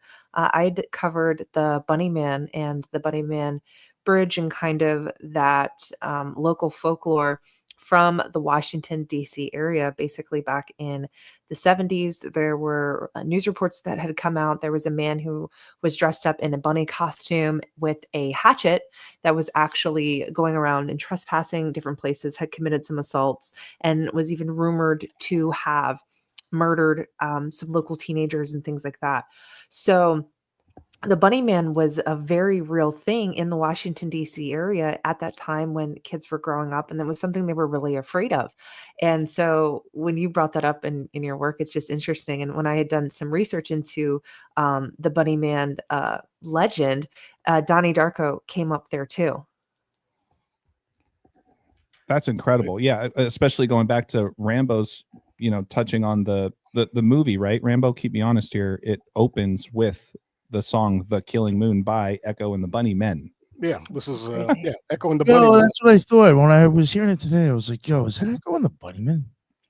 Yeah, it's Echo and the Bunnymen. And where are they from? They are from Liverpool. So that connects it to Liverpool. And Wow. yeah, Liverpool is very connected to this. So yeah, through the Bunnymen, Liverpool, the church under the Milky Way is in it. And then they opened this season with a goal in the 88th by someone who never plays. Suddenly he scores in the 88th. His name is Chiesa, which means church. Yeah. And his birthday is October 25th. Yeah. So yeah, the Bunnyman is very, and remember that the Pope died on Easter, the bunny, he died at 88. The Time Travel Project, he's from Argentina. The Time Travel Project, the Bell Project, very well could have moved to Argentina. So yeah, those are amazing connections. This is, I mean, I can do more, but that's more like a football decode, more for a more sports oriented crowd. But I'll just leave it on this one here. There's this is called the Anderson Institute. It's about time travel. So if you're interested, go to andersoninstitute.com. I don't know if I click this, if I'll lose the page, but I'll just give an idea. It's about time travel. If for anyone who wants to look more, you have to take it with a grain of salt. I mean, whatever you see there. I'm already on it, boss. I'm already on it. Oh, okay, okay. So I love Anderson, that. the Anderson Institute. Take it with a grain of salt, obviously. And anything you see there, it's welcome to Anderson Institute, and it's just look at the different pages: time, temporal measurement, time definition and standards, religion and time, philosophy and time, physical definition of time, time control techniques, time travel, experiments in time control, perception of time, culture. So yeah, just take a look at this. Again, take it with a grain of salt. But it's for this subject, this is a site that anyone who's interested in this subject will find interesting. Yes, yeah, I'll leave it there. I'll end my presentation there. Thank you. Let me pull that down. Oh, I think you got it on your right. It's going to be hard to follow that one up. Yeah. No, you had some great stuff. I think you got a great follow up. I appreciate Thanks. Yeah, no problem. Oh, thank you. Did any of you guys want to say anything or add anything? Okay. No, this is interesting. I'm definitely gonna go back and watch the movie again, and then I'm gonna go watch this episode again. Yeah. So the first thing I'll say, at least with my piece, I don't want to chime in too much because I got plenty else I can share, but I do want to be cognizant of time. I know that we are, just over that hour and a half part, but yeah, the first thing I got to mention, like I said, I thought I was last on the train, or the DeLorean, maybe I should say, when it came to watching Donnie Darko. But Brooke, hopefully, you know what? I'll tell you right now, I'm going to be giving you some spoilers. So like you're gonna know what's going to happen, but hopefully by some of the stuff I can share, you'll be able to see those things that I point out, and then I'm sure you're going to see a lot of other things yourself that we haven't seen either. But I want to preface what I have to share by saying that once Rambo really pushed me to watch this movie, I decided to watch the director's cut instead of the theatrical cut. Both of them are free on YouTube. So anybody that's watching, that's interested in rewatching it or watching it for the first time, it's available for free on YouTube. I made the decision to watch the director's cut because I made an assumption, and we know what assuming does. I just assumed that it was just longer, but everything from the theatrical cut is also in it, but that's not true. So some of the stuff I'm going to share with you guys is actually from the director's cut, which is not what most people saw unless they went out of their way to see the director's cut, right? So I just want to put that disclaimer in there. But I do have my screen ready to go, Nick, if you wanted to flip it over. Oh, I got to. So I will say, too, a handful of these things Rambo has already touched on. I'm just adding a different little lens to it, and I have been able to show some actual scenes from the movie. This actually took a lot of work because if you screenshot on YouTube, since it's for free, and you try to paste it somewhere, it's just a blank screen, just so you know. So I had to use my phone to like take a photo of my laptop. But obviously we talked a lot about those 119s and how it's related to 9/11 and everything else that Rambo touched on. But let's not forget that a big part of Donnie Darko is about a plane crash that happens, and the jet engine in two different scenarios falls through Donnie Darko's bedroom, right?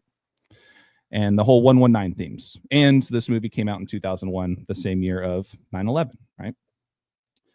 But the first thing, we've been talking a lot about bunnies, bunny rabbits, that kind of stuff. And Donald Trump. A big part of this presentation is going to reference Donald Trump. And another thing I want to say is what I really love about what Rambo's shown about how time equals 20 and 25 in the Pythagorean ciphers front and back. You guys are really going to see how this movie right now in this year is so relevant to what's been going on. Don't forget about how many plane crashes and helicopter crashes have you guys seen this year? Seriously, I mean, I've lost count at this point. But my point is one thing we haven't talked about, what happened late last year, was something that happened with Trump. But this is an opening scene from the movie where Donnie and his sister are talking shit to each other, essentially, across the dinner table. And Donnie goes, "I'm all ears. I'm all ears." That's the obvious bunny rabbit connection. But what else happened last year? Donnie Trump avoided being assassinated by getting shot where? Not the arm, not the leg, the ear. The ear. Donnie Darko, Donald Trump, I'm all ears. Okay. Now, like I mentioned, there's two different times when this jet engine falls through Donnie Darko's room. And the first time, Donnie is not in his room because he's out meeting with this creepy bunny rabbit named Frank. And the house gets destroyed, and the family has to then move, or essentially live in a hotel for a little bit. And the parents are so distraught. They're living in their own room in the hotel. The kids are doing their own thing in the other room. But once again, this is the director's cut. This is not in the actual theatrical cut. The father says he dodged his bullet, Rose. He dodged his bullet. Well, so Donnie Darko dodged his bullet, and Donnie Trump dodged his bullet. Both in the ear. I'm all ears. You guys follow me? Right? So I just had that image to kind of correlate that. But what also happened? Yeah, Nick's already ahead of me on this one. Speaking of shootings, what is one of the most recent shootings besides what happened today in Minnesota? I would say the other big mass shooting story was reportedly at in front of the CDC, right? And that was also right next to Emory University. There was an officer that was killed. His name is David Rose. Well, Donnie Darko's mother just so happens to be named Rose.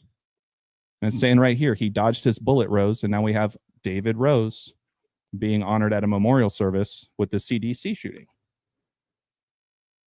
Well, when did the CDC shooting happen? August 8th, the date written 8/8. Is that not the one number that we've been talking about the most probably this entire stream? Yeah. So on 8/8, Rose gets shot and killed. There's a part of this about Derrick Rose, and I just say that from a sports lens. So for those that aren't familiar with me, a lot of the way I look at things and focus on is sports related. So I understand some of these things might not be relevant to you guys, but just so you know, Derrick Rose is a player that's been out of the league for a while, but he is going to be honored as not a Hall of Famer, but they're going to retire his jersey as a Chicago Bull next year. But I reference him because of the Rose connection. And this news came out shortly after this CDC shooting. So you have Officer David Rose, D. Rose, shot and killed. And then shortly after, you have Derrick Rose, D. Rose, who is now going to be, his jersey's going to get put in the rafters forever to start next year. That matters because, like Nick touched on, Donnie Darko takes place in the year 88. Well, it just so happens that Derrick Rose was also born in the year 88, right? Or Trump equals 88, etc. So here's just a screenshot of one of the latest stories in the news when it comes to the world of the NBA. Rambo already touched on this, so this is just a screenshot from the Mark. How do you pronounce that last name, Rambo? Ripien? Rippin. Yeah. He so won Mark, Super Bowl 26. Yeah. Yeah. So this is just a scene from what Rambo was already touching on, where in the background they do show quick glimpses of the TV screen where they show David Williams, and then, and they're losing the game and they're all upset. Doug Williams, sorry. But here's a mic drop for you guys. You guys better make sure to pay attention to this one. So at the end of the movie, right, as they're counting down those 28 days, and we talked a lot about that countdown, right? And like I said, this movie is so relevant to today's times with I'm all ears, Trump getting shot in the ear, etc. But Nick, you brought up, who'd you bring up earlier? Well, you brought up Trump, but I'm saying, Elon Rose. The death of Hulk Hogan. Yeah, Hulk Hogan. My bad. So at the end of this movie, you guys, it's in both the director's and the theatrical cut. There's a Halloween party, and one of Donnie's best friends is dressed up as Hulk Hogan. We're in the year of plane crashes. We're in the year of the death of Hulk Hogan. Time equals 20 and 25. We're in the year 2025. Okay. Now, there's another big piece to this, and Rambo, if you want to elaborate maybe a little bit, but, and Brooke, I'm giving away the whole story, the gist of it, really. But so after this Halloween party, that's when time is running out. And there's this whole scene where all I'm going to tell you is that Donnie's girlfriend gets killed. Okay. I'll just leave it at that. But after she is killed, Donnie is walking down the street holding his girlfriend in the same exact pose that Hulk Hogan is holding Miss Elizabeth. And there's a lot to be said about that whole ritual and those types of alignments, not to mention Donnie Darko's sister in this movie, her name is Elizabeth.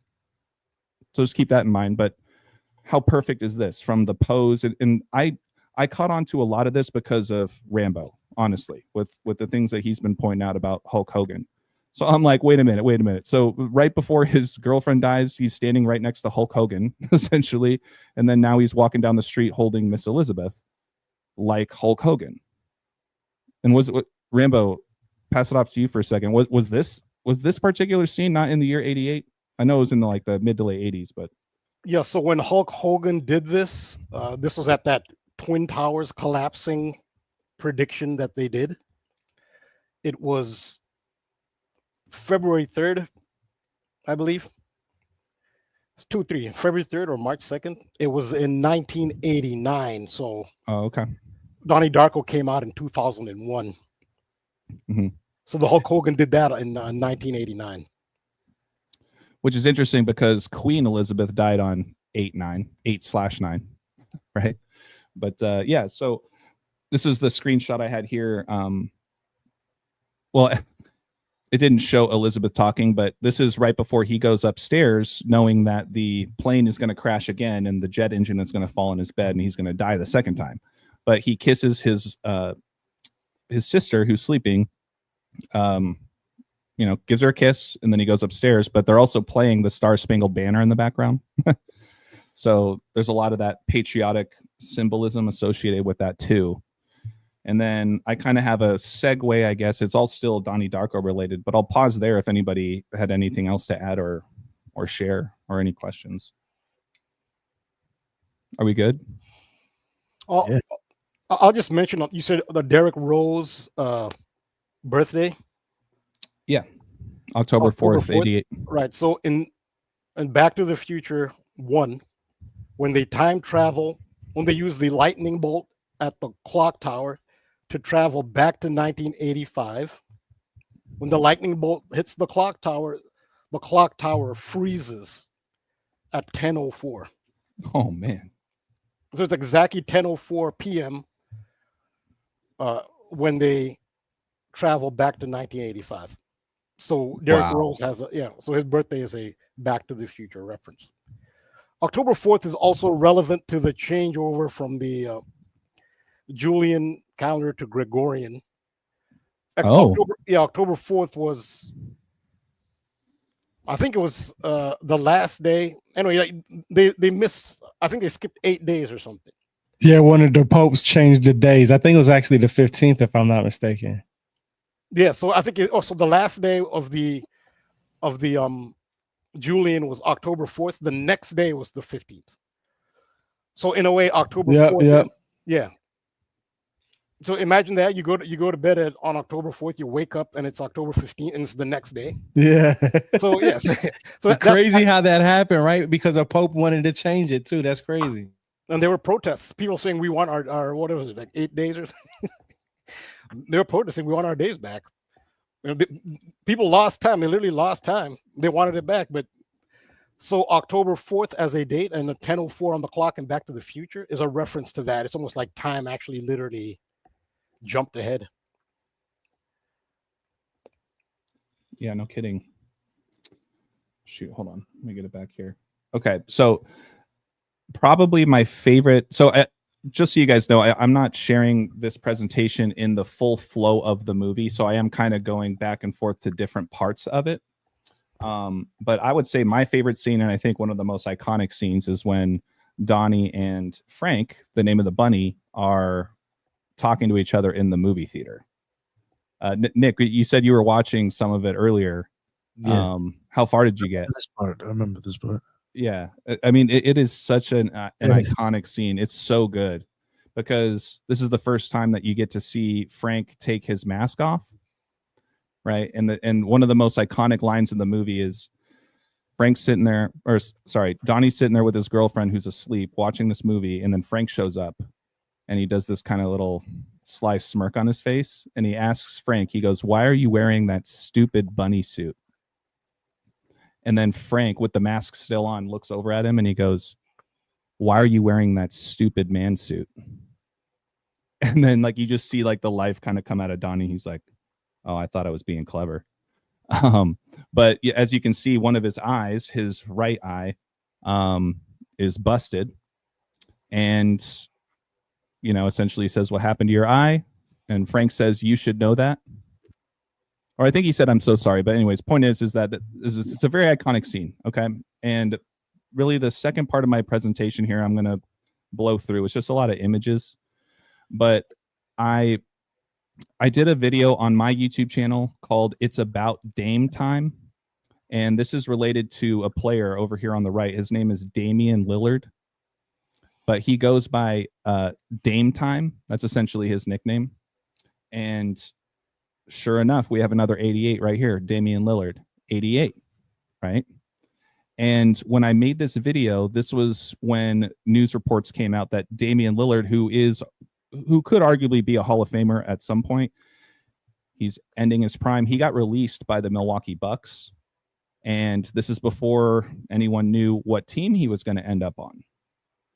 Okay, and what I touched on in this video, I know there's a lot of numbers on the screen here, but follow me and you guys will get it. So I connected this to LeBron James because LeBron James, when he won his first championship, the very first words he said was, "It's about damn time."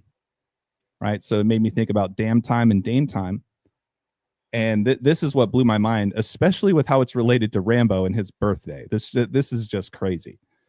So when Damian Lillard was waived by the Bucks, that was July 1st of this year.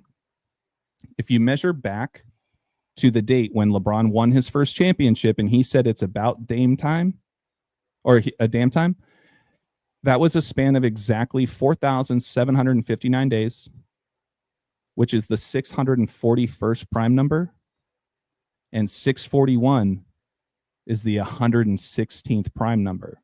Well, what time is it on the Twin Pines Mall sign? Right? In Back to the Future, 116. What else equals 116? Portland. Portland equals 116. That blew my freaking mind. And like I said, Rambo's birthday is on the date written 11/6. And he's the one that really kind of kicked off this whole Back to the Future thing for me. And if you were to reverse that 6, that would be another 9/11 reference Yeah. with the twins as well. You could just flip the number entirely upside down. It's going to be 9/11. Yeah. Right. But anyways, so that here's just another scene, right? When Frank pops up and they're having that conversation.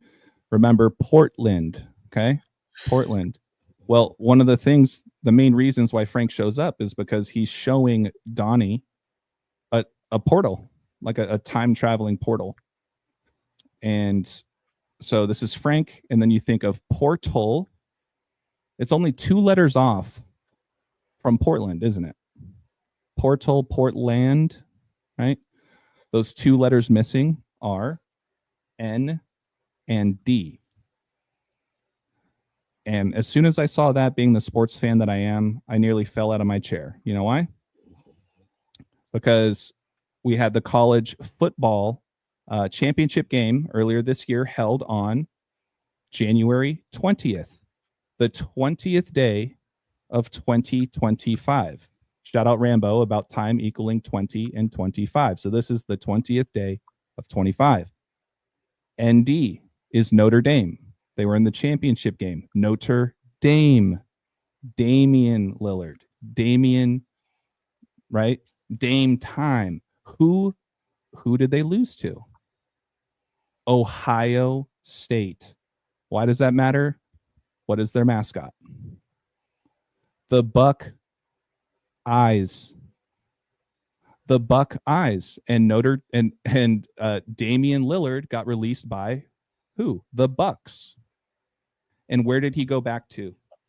He went back to where he originally played, in Portland. You guys see that? Damian Lillard played in Portland, plays for the Bucks, leaves, goes back to Portland. And then you just look at the college football championship.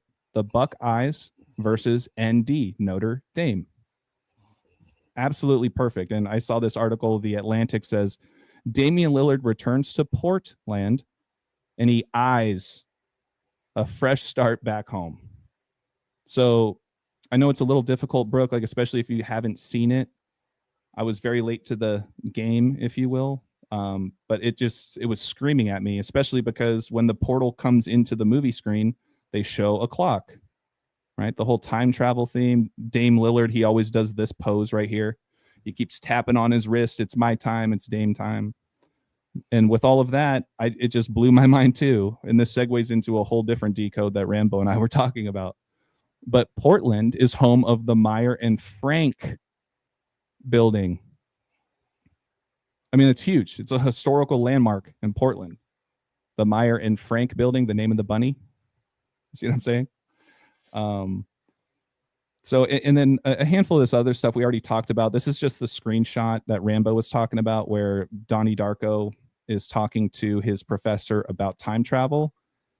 And then the teacher says, most likely a spacecraft or some sort of device to time travel. And he says, like a DeLorean. And the teacher kind of looks at him like, what? And he says, I love that movie, the way they shot it. Thought it was funny. There's another shooting reference there. But here's my last thing. So for another Back to the Future connection, I mentioned earlier about Grandma Death, aka Roberta Sparrow, who wrote this book about time travel. Okay, this is the teacher gives this to Donnie and his eyes light up because earlier in the movie, he nearly hits this woman here, Roberta Sparrow. You can see on the mailbox. And he made the connection that, oh my God, this crazy woman here that stands in the street and checks her mail all the time, she wrote this book. Another Trump connection there. Think about 2020, in the year of what was a big political issue at that time? Voter mail fraud, right? And Trump trying to get back in office. So Roberta Sparrow whispers something to Donnie. He gets curious about her, but notice what he's wearing. He's wearing that jean jacket, right? Doesn't Roberta Sparrow kind of look like somebody from Back to the Future? Doc Brown, perhaps? So you have Doc Brown, and then you have Marty McFly, who always wore that jean jacket. See what I'm saying? That's my presentation. That's my presentation, just showing how much those two movies overlap and how Donnie Darko coincides with the college football national championship game, tying back into what's going on with Dame Lillard in the NBA, tying back to the death of Hulk Hogan, talking about going back to, this was in 2024 technically, but we have the shooting of Trump in the ear, right? And then also this CDC shooting that took place on August 8th, 8/8. So thank you very much for giving me that time to share what I found, the first time and a half that I was able to watch it. So thank you. It's bugged out stuff, man. And like, what do you think like this all comes down to though? It's a whole shit that I can't even wrap my mind around it though. It's like there's something there, but I can't figure out what the fuck. Yeah, that's my main question too. Is what's the meaning behind it all? I mean, I think that's the most commonly asked question I get, where they go, "Oh wow, cool, yeah, no, that's very interesting," but like, so what? Like, so what am I supposed to take away from this? And I don't know. I think it just kind of my interpretation is that they're telling us things, but only people that have eyes to see have that discernment to start making those connections themselves. But do I have the answer? No, absolutely not. I was just gonna say, like, I kind of think like that it's their entertainment. Everybody wants to see a story not necessarily of themselves, but something that's similar that they can watch that's entertaining. Why then they take this and put it in, the movies and television shows. So the ones who know will be more entertained because they can figure it out. And just like us, when we're figuring out little by little, it's entertaining each time we watch it. You never really watch a good movie just one time. You watch it plenty of times, and every time you watch it, there's something new that you catch from it that you enjoy. And you're like, oh, there's that one old moment. You know what I mean? Yeah, like for me, the glaring one was Hulk Hogan. I was like, are you serious? This guy's sitting here dressed as Hulk Hogan, standing right next to Donnie in a skeleton suit, looking all depressed. It's crazy. And it goes back. Can you tell the future? I mean, if somebody would have figured all this out, before, all this stuff that actually happened, people would say, oh, this person is just, they're just crazy, or, they're not trustworthy, or something's wrong with them. We need to put them in the hospital. 20, 30 years later, everything lines up, but then people already forgot about that person they locked up 20, 30 years ago. Fair enough. But yeah, I've said my piece. One thing I thought was weird with numbers, like, when I was asking you, like, what do you think it is? I really couldn't tell you either, but I think there's something there. But there has been times, and this is especially with true crime. Me and Lisa did like a 5 or 6 parts on like Gilgo Beach, like basically just straight gematria, going along with the Book of Lies from Aleister Crowley. And there was just like so many things that matched up with like the characters and this and that. And like at the end, we were still like, I have no idea what that was. But then like we both noticed from doing tons more of gematria stuff with true crime that I would start to see the same numbers popping up. And then I was just like starting to wonder, like, is that kind of like, how you were saying earlier with the Matrix or whatever? Is that like a code that you see just a horrific stuff like that happening? Or something like that. I don't know. It was just weird how I would started to see a lot of numbers popping up for people dying that was in the news. It was just weird, and who knows? Maybe that's something that has something, like when people say like, well, what's behind it? Is that maybe a script, or is that a certain energetic value that's going through like an egregore or some shit? I don't know, but maybe there's something with that stuff. Brooke, what are your thoughts, or Rambo? I feel like this was the quickest 2 hours ever. I looked at the clock and I'm like, there's no way this is actually 10 o'clock. I was hooked on every word. It was such an engaging presentation. I took so many notes. It's just so interesting how this is all connected. And as you were talking, some personal connections that were coming up for me, I was like, this is so wild. I wish I did know the deeper meaning as to what it is, but I think Nick's right. I think it really is this bigger picture, and I wish it's like we're almost there. We're just missing that little last piece of what it is. But I think it takes looking into these things, and to Tyrone's point too, if somebody would have talked about this, maybe, I don't know, maybe back in 2001 or a few years ago before this stuff happened, they probably would have called him crazy. But look at that one guy who was talking about Diddy and shot up, what was it, one of Trump's hotels. And they were like, oh, he's just a mental health case. Like, he's nuts. And then it comes out like everything he was saying was true. He was really there. And yeah, and this was just an incredible presentation. Hopefully it elevates your watch of Donnie Darko and it didn't completely ruin it for you. No, not at all. I have it on here. I'm definitely Definitely going gonna to watch check it. that movie out.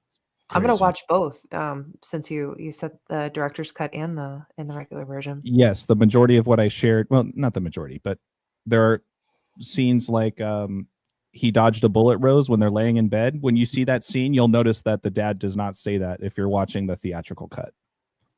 That's interesting. That's just one example, but either way, whichever one you watch, you got the gist of some of the main things I saw, at least.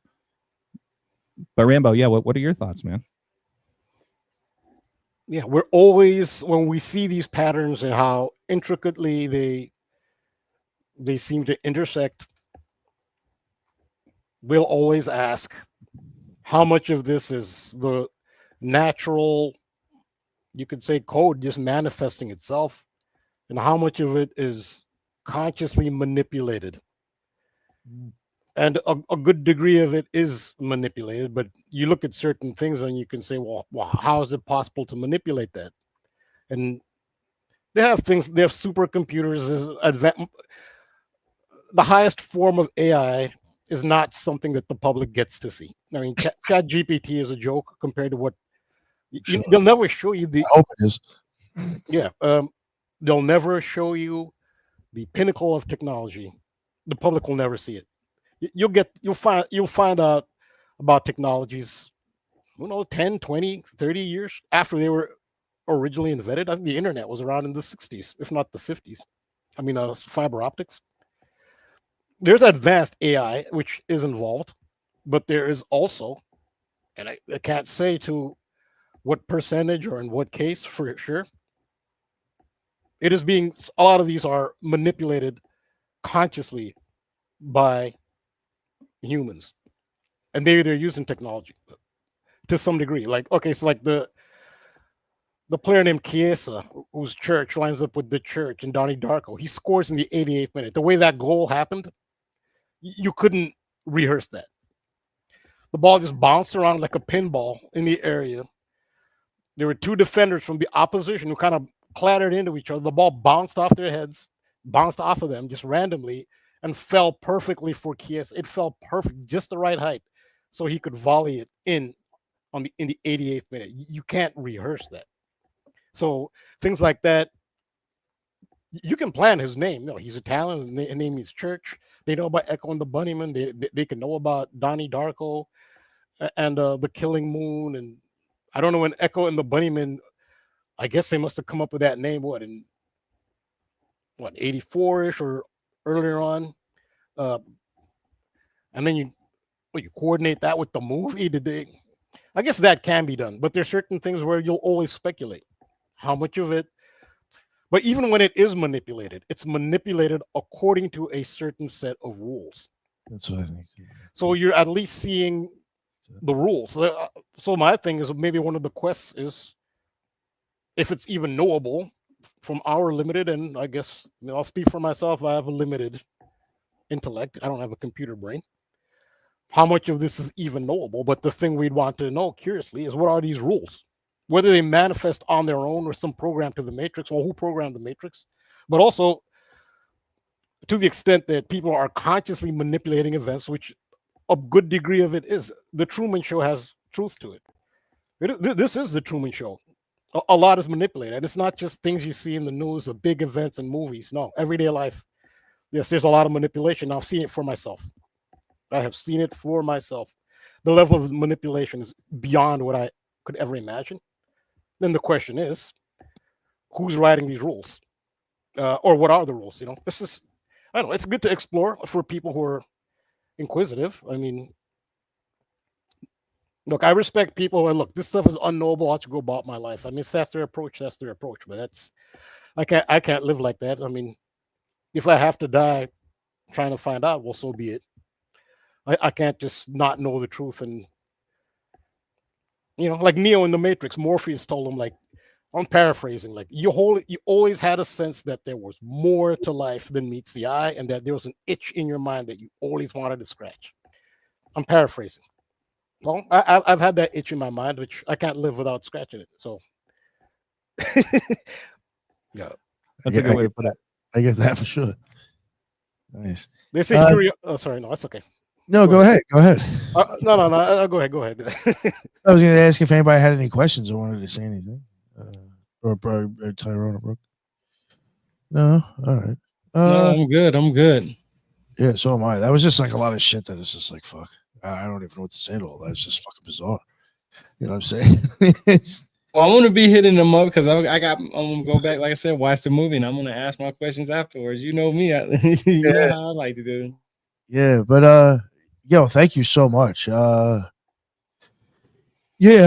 quick before we wrap it up, I'll let everybody plug themselves again. And for so some of the listeners that are here, that I think there's some new ones, whatever, and I've had obviously newer people sub recently. If you're into this gematria stuff, I've had them on before, and they did some great stuff. And then I also did, like I mentioned earlier, I'm pretty sure it was either Elon Musk or somebody. I think it was Elon Musk and Back to the Future. When we covered Gilgo Beach, we kept on seeing those as reoccurrence matches as well. So if people want to check that out, that like what I was trying to talk about, how like multiple things that are popular coming up at the same time, you can check that out. And then we also have like a 3-part series on gematria and ciphers and the histories of it that me and Lisa did that as well. That's it was like 3 or 4-part series on that.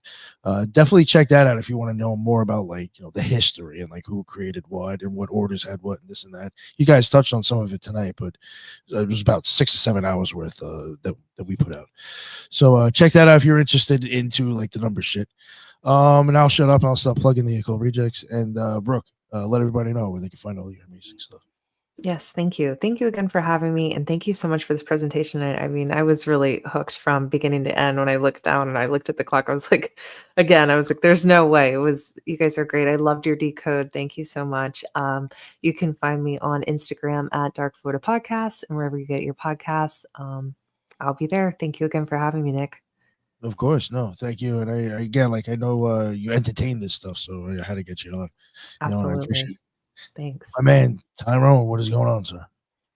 I appreciate that presentation, y'all. Like I said, I'm gonna go back and watch that movie right after this. Actually, I'm gonna work on an article and go ahead and watch it in the background. Everything you can find on me is on my website, rebirthoftheword.com, and my book, Journey Through the Origins of History, can be bought on Amazon. Hey, I really do appreciate that because I learned a lot of stuff today. Took a lot of notes. Weird. Yeah, thank you. And AJ, now let everybody know where they can find your stuff at. So. Yeah, I was about to ask Tyrone what book that was. Journey Through the Origin of History? Yep, Journey Through the Origins of History. Yep, and we're bestseller on Amazon. Okay, awesome. I don't sell any of my books on Amazon. This is all kind of self-published stuff, but I do have 9 mini books I've written just about a ton of different topics. A lot of them kind of originate from the world of sports, and then it really starts to web out to what's going on in the world of sports, as well as history and current events, etc. So I do have 10 books total overall. They are available for purchase on my Patreon .com/on-the-moneyball. However, if you guys are ever interested in, don't have a few bucks to spare, I can send this to any of you guys for free at wordplaybook with 3 O's in book @gmail.com. And Nick, thank you again. I've had a blast. I'm with Brooke. I looked up and all of a sudden I'm like, oh my God, we're flirting with 2 hours. That's a good sign in the sense of we've covered a lot of ground and there's been a lot of interest. And, so I really appreciate it. Brooke, very nice to meet you. Tyrone, it's been great to meet you. I think that's one of the biggest takeaways by being a part of your show, Nick. I really appreciate it. Yeah. No, thank you. I really, I always appreciate when you guys bring your stuff here. And Rambo, please let everybody know what's going on and where they can find your stuff. Well, thanks again for hosting me, and again for AJ for putting it together, for getting me on, and thanks for the positive reception. And Of course. yeah, and if where I can be found is patreon.com/the-truth-codes. There's only one tier, $5. There's access to a Discord Codebreaker community server, $5. There's some free content, but I am also on Instagram, The Truth Codes on Instagram. And that's where I can be found. Awesome. Thank you very much. And I will make sure all that stuff is in there. Shout out to TJ. Unfortunately, he couldn't make it, contemporary problems, but you know, everybody knows, I think he knows who he probably is. Occult Rejects does the numbers. Yeah, just shout out to him. Wish he would have been here. But yeah. Thank you everybody in the chat. That is what's up. There was a lot of people here. I think there was some, well, I can see on the other end. So I mean, there was new names for me. They may not have been on my channel, but I saw new people commenting. I tried to throw up as much as I could, and thank you. And until the next one, everybody be well.